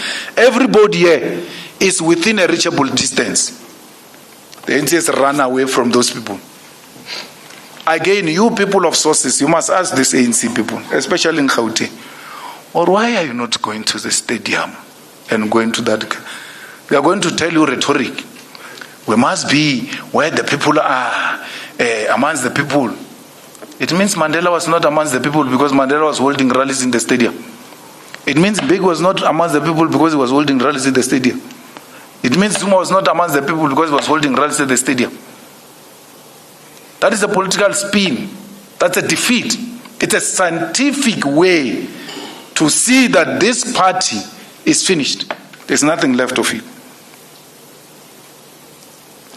The last point is, I know I spoke for too long and I must go, No, I will take the last one. I'm not running away. I've got a situation, and thanks for the condolences. March and March has never been an issue to the EFF. We've never entertained it. It's never been an issue. We knew it's a vigilante group. We knew it's a tribalistic group. And tribalism and any ideology that thrives on division is unsustainable. You are bound to fight. So I grew up in Limpopo. I didn't grow up in Limpopo. I stay in Limpopo. I'm here because I'm working. If I'm not here, these guys won't pay me. So I need to survive. If I'm not here, I'm in Cape Town. But I stay in Limpopo. When we grew up, there used to be a group called Mapo Wamatama. Yes. Na sangara babona diamonds. But people just used to take a placard and put at the property and say this property is protected by Amapa or Amatama, a vigilante group. I don't know where they are, those people. They were very popular. Everybody was very scared of them. But they were not following the law. I look at you, you look at me in a different way. I don't like you. I say, no, this guy stole a TV. Then they start beating you up without any due process. We can't allow that. We can't allow a situation where you look at a person and say, this person is too dark. And you say, yes. What language do you speak? No, I speak Tsonga. An ENCA journalist. A person says, I'm from Malamulele. He said, I'm from Malamulele, I speak Tsonga. He says, do you have a passport? Are you legal here? ENCA must be charged for tribalism. That journalist till today has never apologized. How do you become a journalist if you don't know South Africa and you want to question us, South Africans? Don't know South Africa, Malamulela here. Mahonis. Just here. We're next to it here in Toyando. It's divided by Nandoni Dam. We're on the other side of Nandoni Dam. Malamulela is on the other side. Tell that guy to call me. Cameraman, tell him to call me. I'll give him a direction to Malamulela. ENCA. Tell him. I'll give him direction to everywhere in this country. But the point I'm making is it leads exactly to that. Once you start saying to people, yeah, who are you? Where are you from? Yeah, yes. Can you say this in Zulu? Can you say, come on. Because I can tell you the Zulus in Soweto, the Zulus in Ikuruleni, many of them who were born there, they can't say this in Zulu. But it doesn't make them less Zulu. Doesn't make them less Zulu. Some villager sits there and wants to decide what must happen. We don't want illegal foreigners. We don't want them. We want them legalized. They are here. And issues of migration are not just national issues. They are governed internationally on how those people get to be treated. And when you get isolated internationally, you start saying, yeah, but they don't want us. What are you talking about? I'm not talking about exile. I'm not talking about those who went to the camps, who Godrich and them. I'm talking about the economy of this country. It was built by everyone in Southern Africa. This Gauteng you're talking about, it has got sweat of Mozambicans who were brought here to come and build this economy. That's why many of these people, many of us, if we were to trace us, it takes us back to the continent. You must listen to my grandfather who passed away now, when he praises me in one of the praises he conducted at the manifesto launch of the EFF, I think in Polokwane. At the end of that praise singing, he says, Malema Muzimbabwe. Beat me if you can.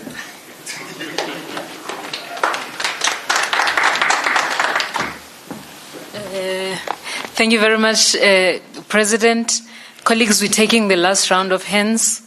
We will start with the Kasi here, and then 2, 3 Central News, 4, 5. We take 5. Let's start. Good afternoon, Shannon Merricks from KCBC Africa. I wanted to give my seniors the opportunity to ask first before I come with small Anyana questions. So normally I'm first, but when I'm sitting with the seniors, I must respect protocol. EFF had a slogan, ready to govern in the previous elections. I don't remember which one. And now you have MMCs. Specifically, I want to speak of Joburg. You have the MMC of health. You have the MMC of public safety. EFF then came with a program that we should not pay to use toilets and so on in Park Station and so on. Very successful program, and as the media it was not covered. However, the criminals now have stopped fixing the toilets at Park Station, at government buildings and so on, and they say to people, you must pay the R2, then we fix the toilet. So EFF is in government. What are you going to do to go and deal with those criminals at Park Station specifically? Your MMC, they can go there now as we speak to see what's happening, because those are real issues of the people, and you are in government already. The other thing, you have the MEC of finance. And Gauteng, and my friends here, the seniors, they'll agree with me. Gautrain is a criminal enterprise. I want to give an example. If I leave Park Station in Gautrain to Pretoria, it costs me 100 rand. If I leave Gautrain from Park Station to Rhodesfield, it costs me 60 rand. But if I leave Park Station to OR Tambo, which is less than 10 minutes walk from Rhodesfield to OR Tambo, it cost me 228 rand. When this Gautrain was my money, your money as residents of Gauteng. So your MEC is there, he's in charge of finance, Gautrain falls under him. Can you deal with that? Because those are issues of poor people. Last but not least, I had 5 questions, but let me stick to the last one.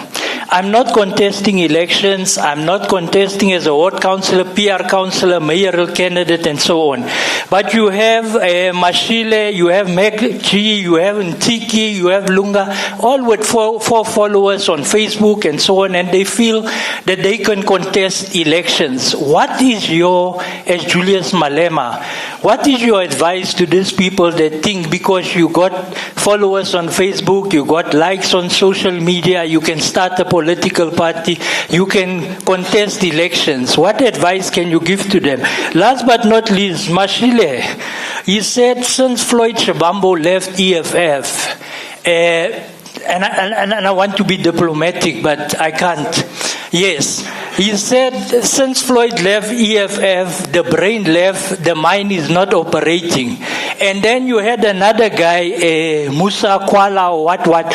He said since Floyd left, your wife wanted to divorce you. So those things, it looks like Floyd controls your body part. How do you respond? Which parts are working and not working since Floyd left, including your private parts? Last but not least, on your grandfather, and I wanted to be last today because I want you to respond to this. On your grandfather, on social media, when he appeared with you in court after your grandmother passed away, there was terrible things said about him. And it's not mainstream media. It's these influencers and so on. They said he's a traditional healer. They say he's from Nigeria. He's from where. They said terrible things about him. Some of us, we remain quiet. But where we're sitting today, we realize it was your grandfather. He had to step in when your grandmother passed away. Can you tell us a little bit about this character? Not too much, because I know you have to deal with the funeral, but just as the media, where we can understand, because this man was never in the public. He never wanted to come and say, no, I'm the grandfather. This one, when you were rich, remember before SARS took your assets and all that, which normally people do. When the grandchild is successful, they want to claim glory. But he was with you at the funeral, at your court cases and so on. Thank you. Thanks.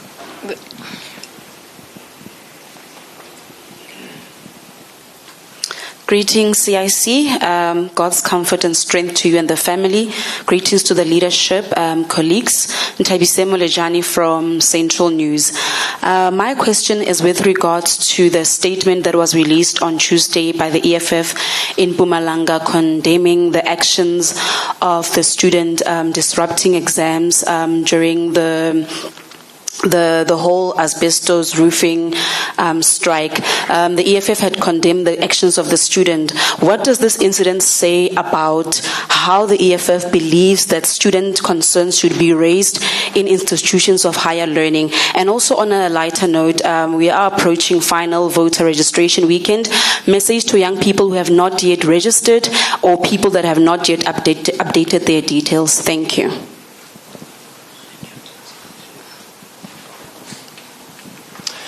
Okay, thank you very much for the opportunity. My name is Thokozani Buthelezi from Alex FM. Yes. CIC, my first question is that of the land issue. You see, we can understand that the land issue becomes more and more controversial, and especially whenever it is being touched by the EFF. You see, so most of the people, they are sort of not aligning with the objective of the ANC. The EFF. How does the EFF actually planning to persuade more to the public in general about the land issue? And then again, the fact of the industrialization. I've heard that when you were presenting the speech, you have touched the subject of the industrialization. And then of which I'm aware that it needs the inclusivity, whereby we are aware that in South Africa, most portion is still being enjoyed by the white community. So, and then EFF, in relation to white community, it seems as if it's also more kind of controversial according to the public perspective. So are there any plans that will engage with them, especially as the stakeholders? Then the third question, I'm sure we are all aware that EFF enjoys more kind of attendance within their rallies, but the polls describe something different. So does that not bothering the EFF, you see? And then lastly, it's the appointment of your mayoral candidates. So it's a good credentials that have been conducted. We need to complement that. So does that also mean that the EFF set the trends in order to maybe send a message to young people, the upcoming generations, those who are making, those are also the part of voting? Thank you very much. Okay. All right. Demoso Mokwena from Now in SA. President, there is a very peculiar thing that happened at the Madlanga Commission, where Advocate Cheselson was caught trying to manipulate the WhatsApp conversation in order to put you or to infer that you had asked for the tender for Berto Bright, which subsequently, I think a couple of days later, the commissioners decided that evidence will no longer be given in the absence of witnesses because of the inferences that it allows. I want to find out, because I think we were perhaps, and apart from IOL, we were perhaps the only media houses that posted that video clip, and the others, I don't know why they didn't post that video clip, but I think you've also spoken perhaps about what ENCA has done. What do you think is the media's role in perhaps aiding and abetting the environment and the perception that is around the EFF today? And then my final question would be, there seems to be now a growing trend of perhaps you could say washed up celebrities, musicians, DJs, who have now found a new audience when it comes to attacking the EFF. I can make examples of Dumiso Masha, the alleged former drug addict and woman beater, Nota Baloyi, alleged rapist, Oscar Mbo, who was always known for wearing fake Gucci or Louis Vuitton.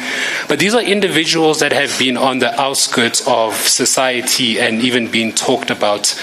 What do you think is an incentive to perhaps, be against the EFF, even though it is against their own interests as black people in South Africa? Thank you very much, colleagues. Over to you, President.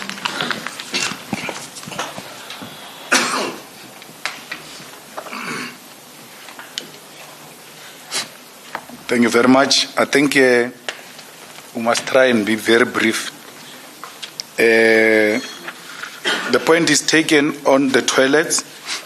It actually goes beyond that, because in our manifesto we emphasize that there must be a cooperation between taxi associations, bus associations, train stations about the cleanness of those areas. There must be a budget allocated and people working for municipality paid to clean those environments, because that's where our people meet. That's where our people visit on a daily basis, and therefore we need to formalize it and work with the associations to deal with that. It doesn't mean we must stop. We need to work now, like you're saying, and I hope Moshe is listening and will immediately attend to the issue at Johannesburg Park Station. I think the mayoral candidate will have to give him a call, because she must not wait. Anything Johannesburg, she must write down and immediately attend to it and show people that she can do this thing even before she gets elected. It's a low-hanging fruit. Those are issues that shouldn't be escaping us, and we shouldn't be doing them for public relations. I don't understand the kind of government that doesn't have village intelligence. That if you have taken this project to be a government project, you ought to have people there who inform government from time to time that so and so is the one who's coming to damage these things. This is where they sell them. This is what they do. Because they are concerned, they are community members. So the interaction with communities will help us to protect the infrastructure. So once infrastructure gets damaged by Amapara and the Nyaopist and all of those things, and we don't get to know, it means our government does not have a relationship with the people, because those things happen in front of our own people and they don't know who to tell. And if we tell this person, are we going to be safe? Because we're going to tell only to tell an MMC who's actually working with these people to steal from the public.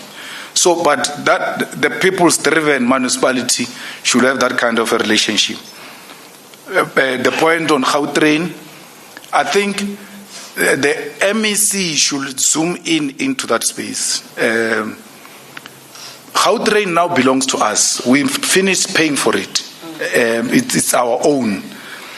And I was saying the other day that we are not of an idea that we must run it as government. I mean, it's one of the things that are running properly. We can have that relationship where we partner with the private sector to continue running this thing. But it should be in the interest of our people. It's public owned. We can manage it if we want, or we can outsource its management so that we concentrate on more complex issues of delivering services to our people. It needs to be expanded. It must go to Soweto. It must reach Soweto. The sooner the better. There's no feasibility study that can be conducted for 5 years as to whether it will be viable or not if we're to extend it to Soweto. That question doesn't arise. There's no feasibility study that can come back and say, no, there is no such a thing. But there is a feasibility study that says if you go to Pretoria, it is visible than if you go to Soweto. You know, the story of the workers of Soweto who work here in Sandton is very painful. And not just workers, some of them bank tellers. She stays in Soweto. She has to wake up at 4. By 5, she must be out. And it doesn't matter, she has to arrive here. If she arrives here at 7 or 6, she has to wait for the office to be opened. Only then she can have access. But she has been up very early in the morning. We can have this kind of intervention, resolving this difficulty that our people are confronted with. Qualified, she went to school. She's a teller. She doesn't qualify to buy a house here in Sandton or close by. She doesn't qualify to rent, because even renting these days, they subject you to some process as if you are going to buy that house.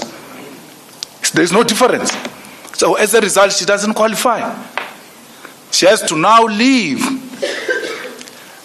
here, 4:30, go all the way to Johannesburg city to Soweto, arrives in Soweto, get dropped in an unsafe place, the street lights are not working. She's very lucky if there's a tar road. The high possibilities of her being raped are there. All of that. Why can't that pain us? And we get to be preoccupied by such a thing, that this is what we need to deliver to our people. So that issue of Gautrain, will enter it immediately. I'm very happy that you raised it. You know, our constitution is a very nice constitution. Anyone can form a political party. And I get extremely offended when you get offended when people form political parties. But you always say, we must protect the constitution. We must protect the constitution. The constitution says everyone can form a political party. You can vote for any political party of your choice. You can form any political party if you want. And someone actually tweeted and said there are 600 registered political parties. 612. So you need to know the difference from today. There's a difference between being a registered political party and a election contesting political party. You might be registered, but you might not qualify to contest the elections. It's easy to register a political party, something else to contest. So we'll have to check once they gazette the date as to how many out of 612 are contesting elections. There's also that thing of money that you must pay. We have to pay how much? TG. You don't know, but you're answering SG. Was SG or DP? The other day you said, yeah, but we need money to register candidates. He said, don't worry, I've got it. But she doesn't know how much we're going to pay. We have to pay for every candidate. All of these candidates that are contesting, we're going to pay for all of them. Yet we are a registered political party. For us to contest, we have to pay. So let them do what they want to do.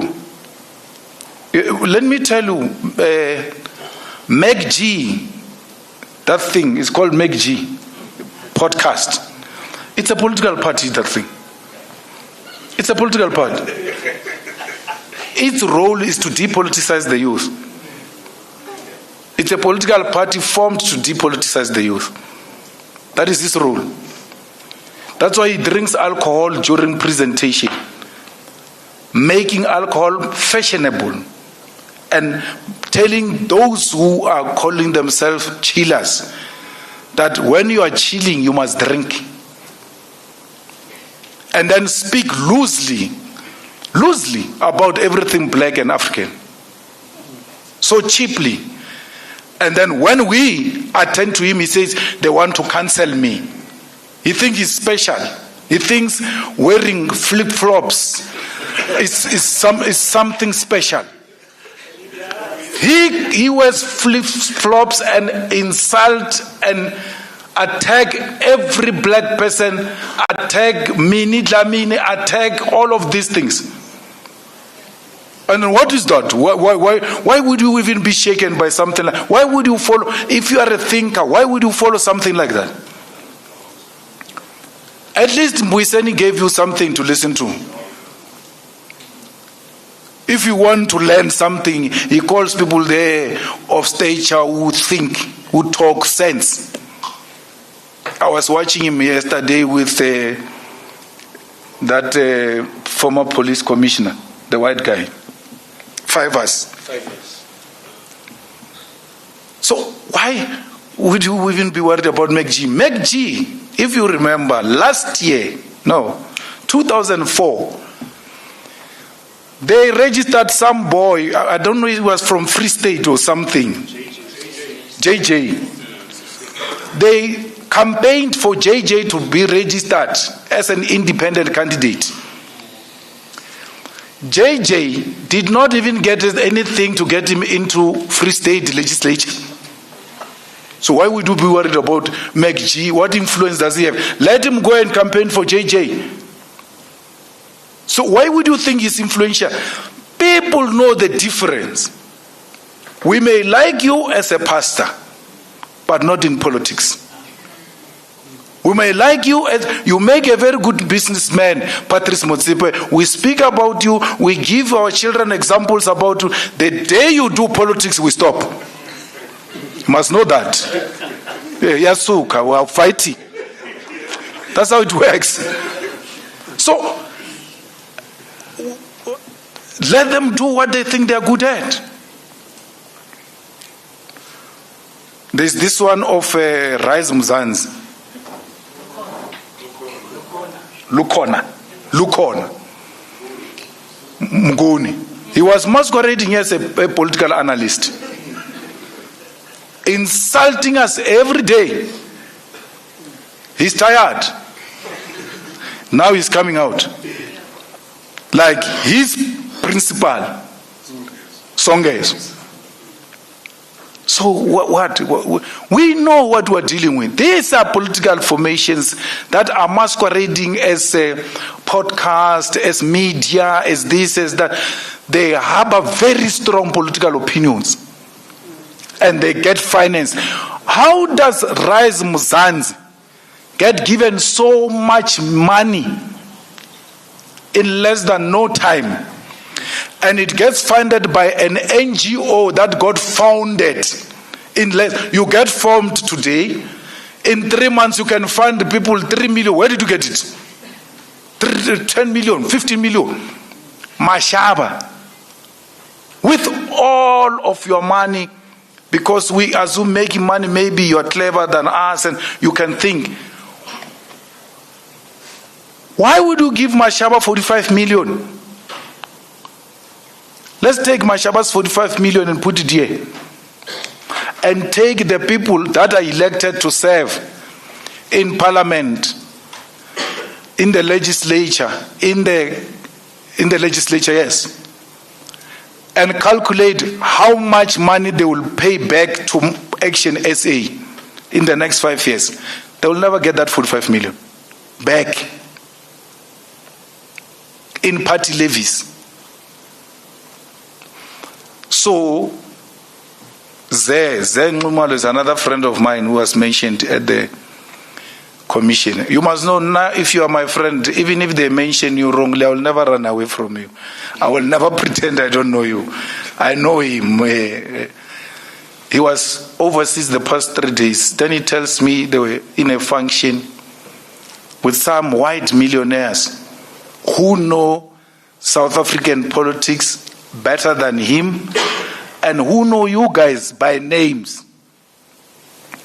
And then he says, it's so interesting that we don't know anything about their country, but they know everything about our country. I said, no, we know everything about their country. We are just not invested in their politics.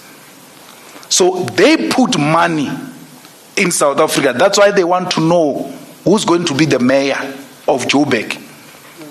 Their properties are here. I ask him, I say, ask him, whoever knows politics of South Africa, ask him if he stays in London, what business does he do in London? He doesn't do any business in London. All of their businesses are here. So they use the money here to finance their lifestyle overseas. That's why they're invested to know who's the next mayor. Is this mayor going to rent my office park and pay rent that is going to pay my rent in London and pay my lifestyle? None of us here can afford to give any of the political parties 45 million. No one can afford, except the Oppenheimers. They too, They are invested in the politics of South Africa because their business is here. And they don't trust that the EFF will look after us. You know, the EFF is the best organization to invest in.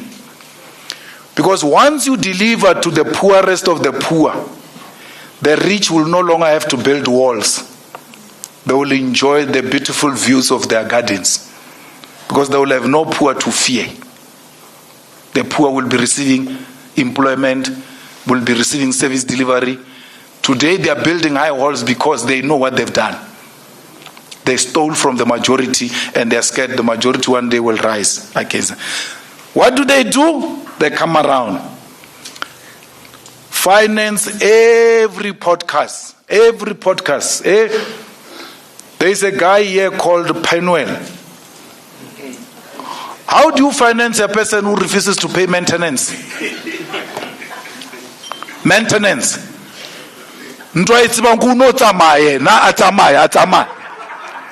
Mara pateli maintenance. Criminals all over because of men like Penwell who are not paying maintenance. Where now you proudly associate yourself with such a person and then regard such a person as an influencer. Shame on you. So I don't care about these people. You know, if Floyd is the brain, let that brain work at the Maibui. Let that brain. If Floyd is Viagra, like you are saying, let that Viagra give erection to Maibui. That is M-Pesu. Let M-Pesu give Maibui erection. Yapala utsowa isa robeji lino yapala akano kitima South Africa eka mukai yapala nothing can do. Idea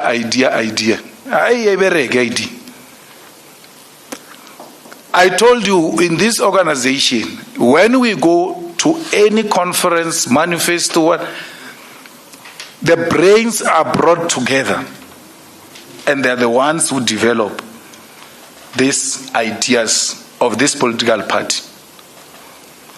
I will never claim to have formed the EFF alone and for myself. Now, the brains that were there when this organization was formed, the brains that formed this organization are still there. When the brains have left, you don't listen to social media commentators. You take the 2026 manifesto, 2004 manifesto, 2016 manifesto, and make comparison. And listen if the ideas have left or not. Ideas do not live because someone says so. Ideas live because in what you read, there is a complete shift. And there is nothing of substance that comes out of what this organization is presenting till we left. Less said about wives, the better. Because I'm not a divorcee. I've got my wife and my family. Proper. Without any hesitation. And even when I was young and flexible, it looks like I'm getting old now. You will never have played in that space with me. Now, my peers, they know that. I think I'm in the league of Nelson Mandela. So I don't play like that. So you know how I survive family-wise? I don't listen to absolute nonsense. I don't care whether you are a parent or you're not a parent, whether you are a traditional healer, whether you are a pastor or not. I don't care. I listen to what I saw. Even if my instinct is very strong, I will never act until I've seen wrongdoing. There's no someone who's going to say, your marriage will not last. Wait.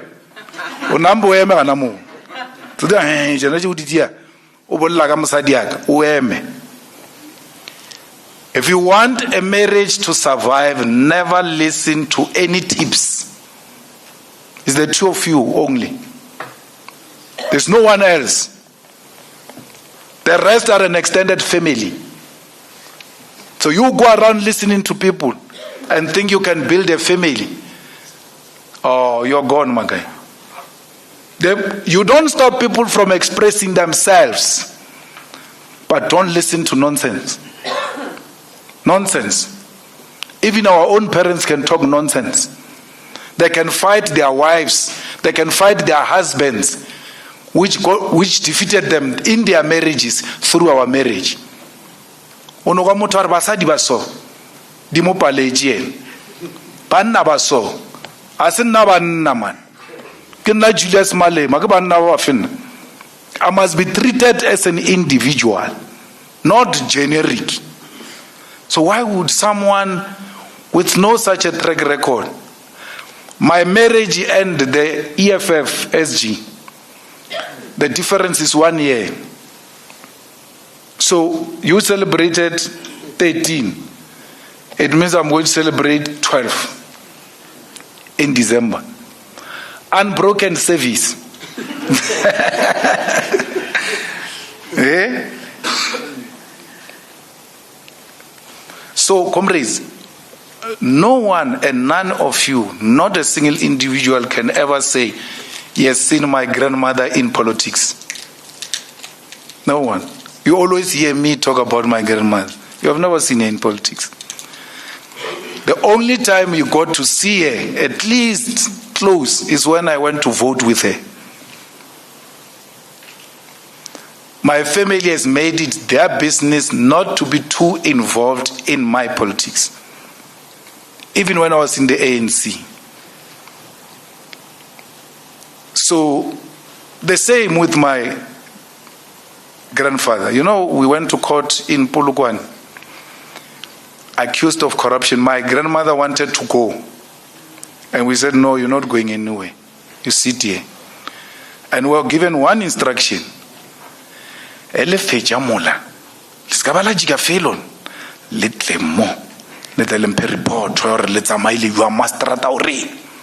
you are anyway. Otherwise, next time I want to hear for myself. The same thing with the old man. Report about guilty, but no, this time they are going to send him to jail. No ways. Or there is a point where you reach where these issues need a parent. I have to stand up now. And then he went to court. So they don't get involved in that way. But don't think it's not EFF.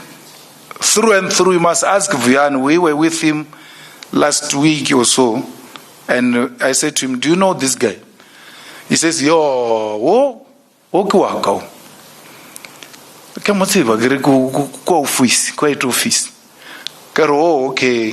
Sharp. When I turn around, he goes to Vuyan. Or how is the office? In Veneg. Vuyan tries to explain. So I ask him, do you know the office? Or he has EFF. Why it's or ke 5 story again. Ke 5 story. Or ke floor 5. Are ke 5 story. What's the floor? Some leaders they may not know how many floors does the EFF office have. Or go Vuyan ke 5 story. Le tokomele office ke 5 story. Ka Johannesburg, ka rampampa ya Johannesburg. Ke tsimo. So they knew, they followed, refused active participation because they don't want to be accused.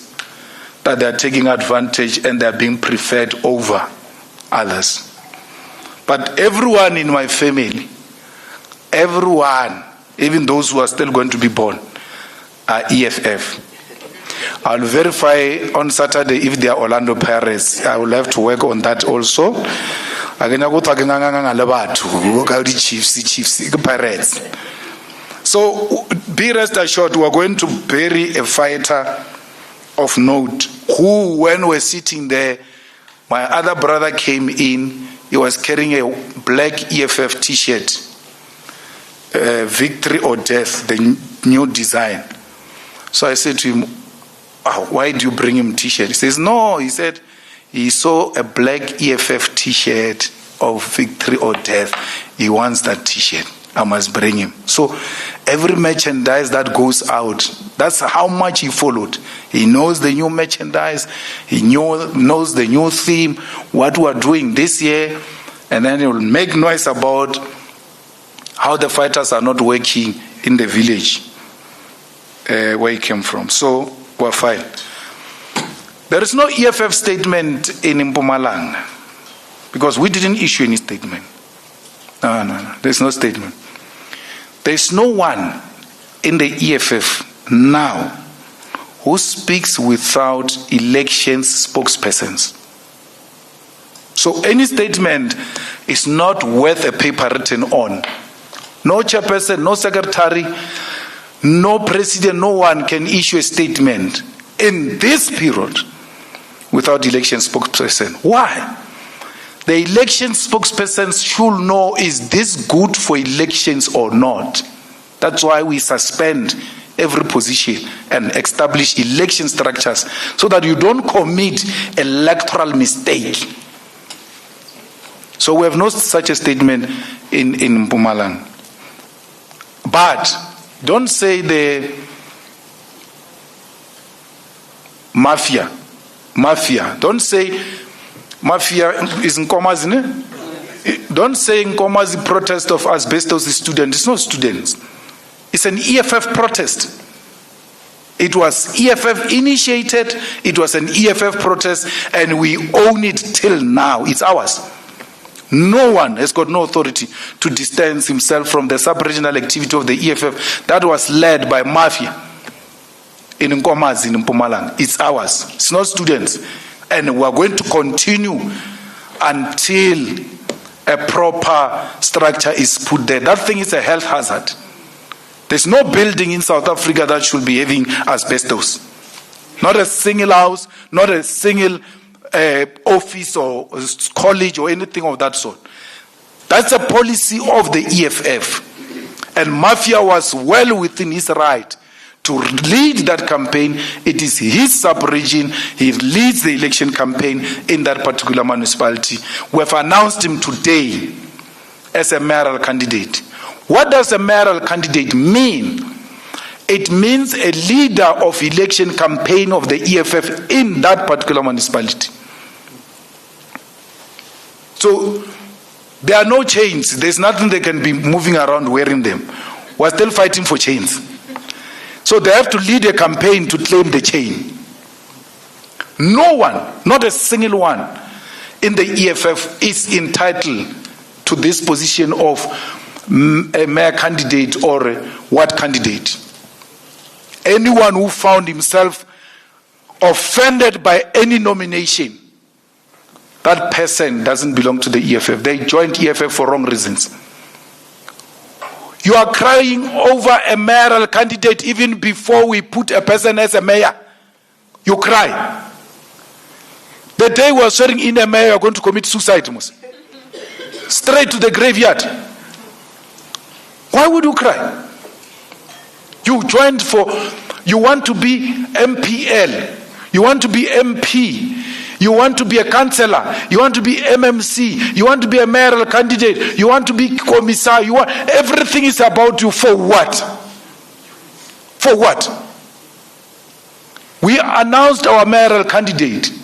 You feel offended, you know the door you used to come in. Party. Let Abunsiki Mazwai, Legatushana Tapa, Namo Wela, Charichana Tsil.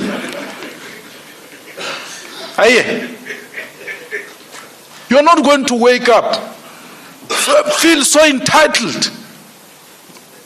Feel so entitled. Wake up and say, today the chief is going to address, he's going to announce me. No one told you that. And then what kind of politics is that? No. Even in the ANC, I've never seen anything like that. I've no sympathy, none whatsoever, for position mongers, for people who are entitled. They are going to kill us. If I announce Leanne as a mayoral candidate and you cry because I announced Leanne, it's no longer a point of disagreement. It's hatred. You hate her. So what must I do with politics of hate? I don't want to see such people next to me. You hate a commissar, you hate a comrade, you hate a fighter. You're going to kill us, Mus. We survived people like that. People who wanted to force us into a coalition with DA and these Afrikaners, Freedom Front Plus. Once you go into alliance with Freedom Front Plus, you have gone into alliance with these guys, AfriForum. That thing is AfriForum controlled. DA is AfriForum controlled. John Steinhazen was removed by AfriForum because they said the farmers were not happy the way he's handling foot and mouth. So what I say? These are men and women who must be supported by everyone. They too were shocked by the announcement of the organization. Sam Matthias went to one of my friends, bang announce jemola wa wisha the implication agere ore usanje uthomo utsenchaga I must go and fight there. No, let me look around. Who's going to support this campaign now? Utomo look around as when it gets announced. He didn't come saying to people, come get a VIP. You will hear.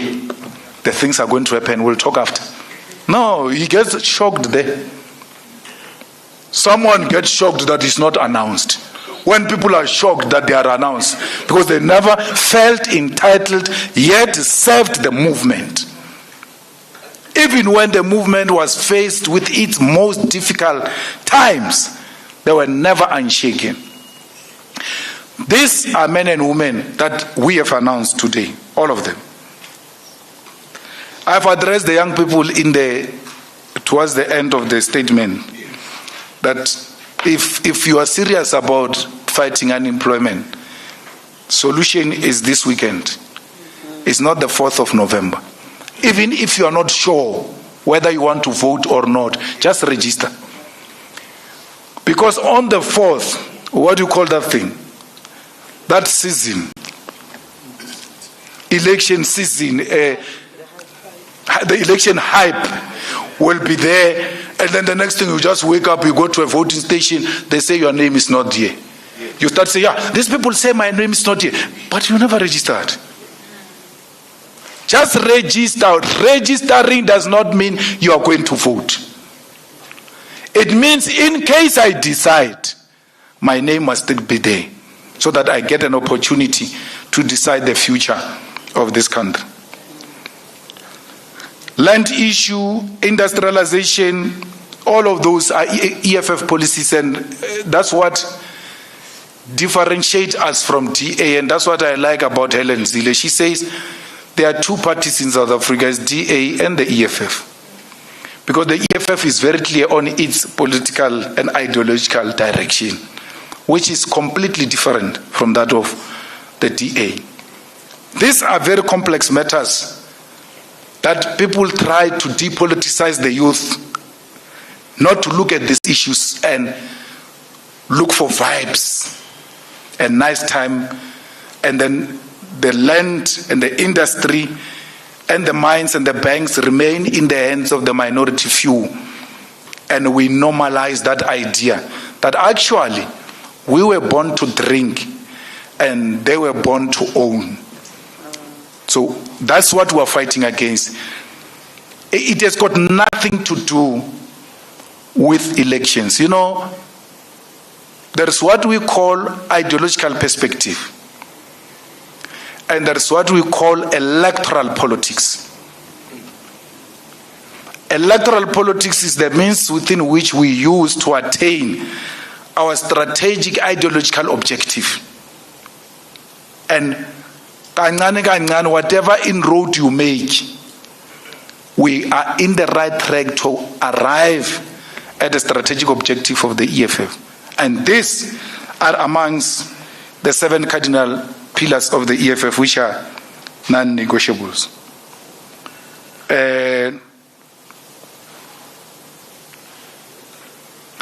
Look, I don't know what Cheggelson was trying to do. I don't know. But all I know is that Cheggelson wanted to be a prosecutor in the NPA after serving in the, is it Zondo Commission. They said some cases in the Zondo Commission must be referred to the NPA. Then Zondo finishes. Then Cheggelson, that one who left, not Cheggelson, Batoi wanted to appoint Cheggelson and the other one, Pretorius, to go and prosecute the cases that they said must go and be prosecuted in the NPA. And we said, no, it's not done. You can't refer this matter and come from the other side and go and prosecute the same matter that you said must be prosecuted. So I think we stopped him from throwing a javelin and catching it from the other side. And he has since taken an issue with the EFF. But we're not scared of him. There were people like him before who tried that nonsense. And that's why Khumalo saw him through. But what are you trying to say now? Because this is not here. What are you saying? So, he can try. He can even call me if he want. I'm not scared of anything. I've never done anything wrong. I'm going to give him the same response I gave him in a letter.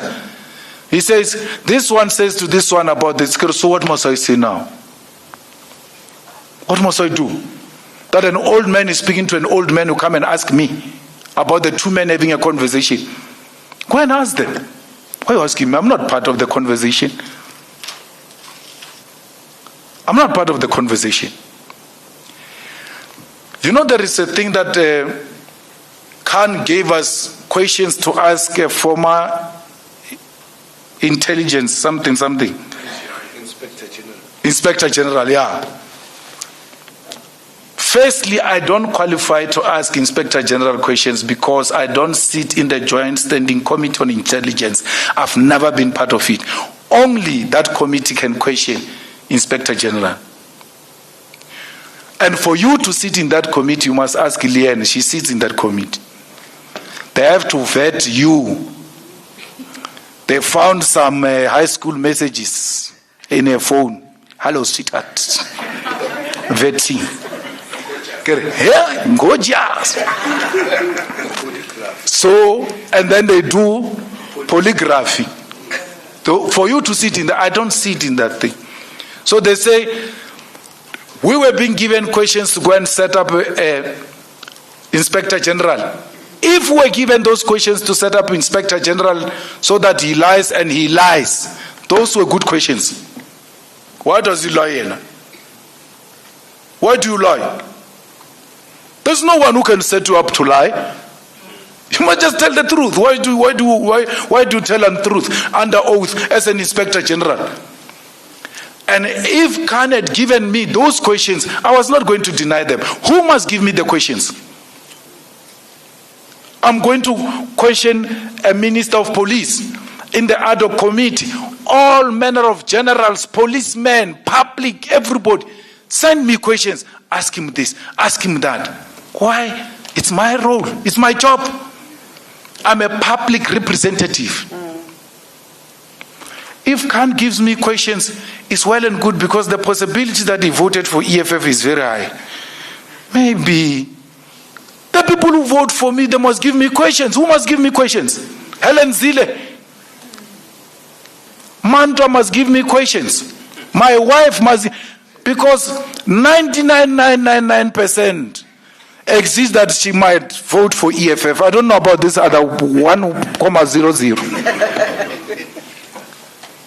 So if she can't give me questions, if my friend can't give me questions, if my comrades can't give me questions, the people who send me to parliament, who's going to give me questions? Mo must give me questions. Mazoti must give me questions. Anyone else of the public must give me questions. They are part of the public. By the way, including prisoners, rapists of note, murderers. Kat Matala can give me questions. I will ask them. It's my job.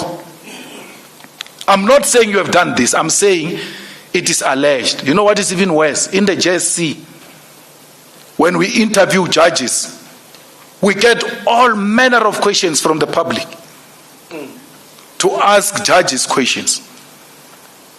So, Chakalson thinks I must get questions from who? From him.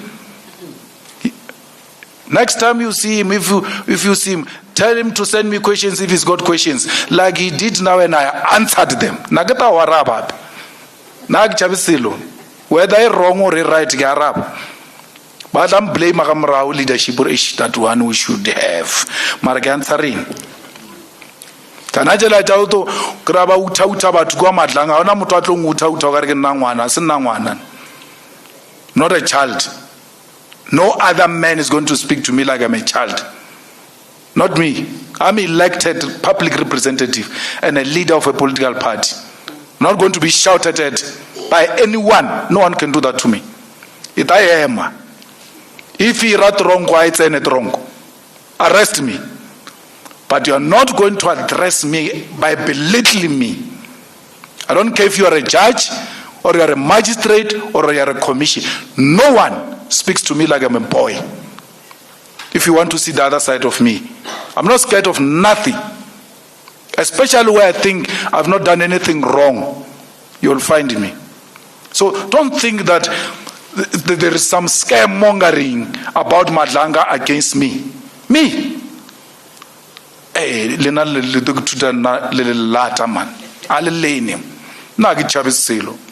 Nothing.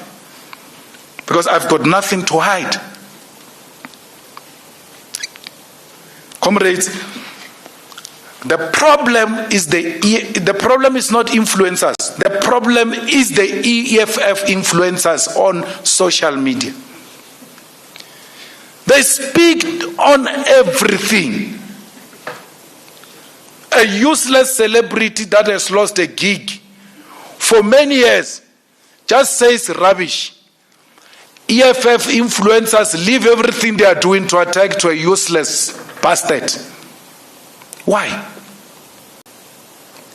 And then you make him relevant, then those questions come to us now. We must be speaking about a fool, which we never entertained. Don't think we didn't hear. Instead of pushing EFF policy, EFF candidate, EFF mayoral candidate, EFF issues of the poor and the poor, you decide to attend to a useless fellow. I didn't know that Oscar Mbo insulted. Did he do Ubvian? I've not seen anything like that. I know Oscar Mbo. I would have called him immediately and asked him why. What is the problem? Why not calling us and understand what is the issue, if there is an issue, instead of attacking? But I don't remember him attacking the EFF. But all I'm saying is EFF influencers must stop entertaining everything. Something that can easily just pass and there's no issue. You comrades are after it. And you know why they do that? They know the party that can give you relevance within a second is the EFF. You remember there's a guy in Northwest who used to be a singer, Stone. He one day just went and attacked EFF. Not the next thing I see on social media. Hey, man, what's happening? No, stone. Kirk stone is saying, see you. Wapela guy. Into working. Bongo muffin. One thing is bongo muffin in Chichepina ban. Lenale ataka mto. Ma 2000 aba motsibelo motsiba motori ke mang. Once you started attacking that person, ma 2000, but who's this one now? You make him relevant. You must just read those things and go, shame. Inyaka utsuaka renai. Uchwe moyo. The EFF influencers must retweet each other and engage each other constructively. When a leader of a province has made a mistake, you don't go on a barrage of an attack. You are making the enemy excited. Rather, make the leadership aware that this leader has treated this thing and it's not good for our image. We appreciate the role they play. The struggle has moved effectively from the picket lines into online. Let's take Elon Musk's platform and use it for our own benefit and against his wishes. Not to promote the people who are paid by Elon Musk to attack us, and they only get paid if they are retweets and hits, and all of those hits come from us. Sometimes we are shooting at ourselves. I mean, even the guy you are talking about of influence, of acting or something, I had to remember him because he looks different now from that time when he was acting. I don't know if he's growing up or wanting some, but to me show hey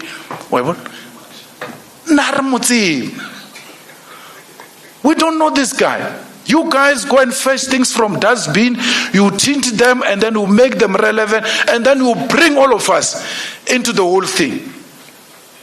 Please, you have a manifesto now. You have candidates now.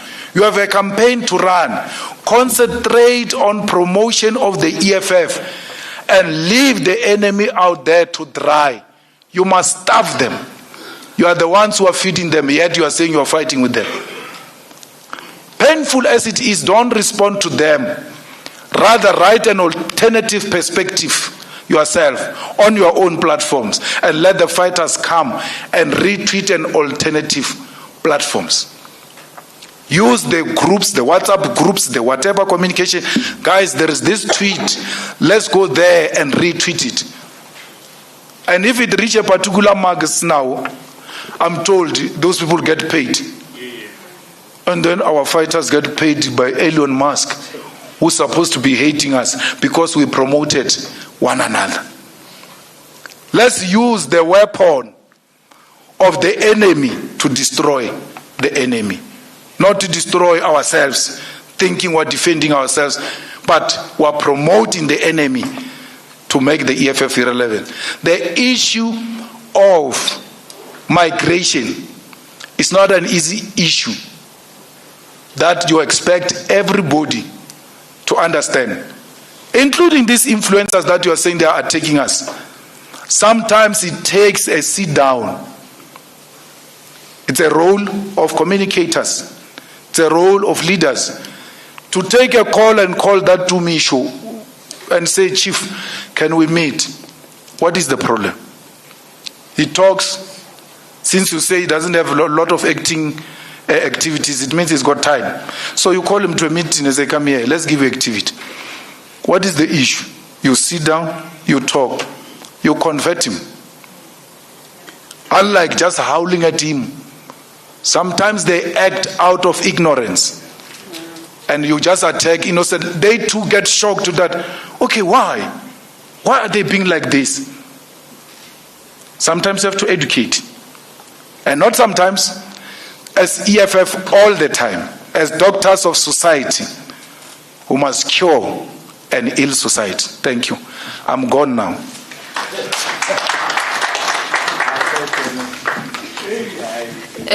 Thank you very much, President.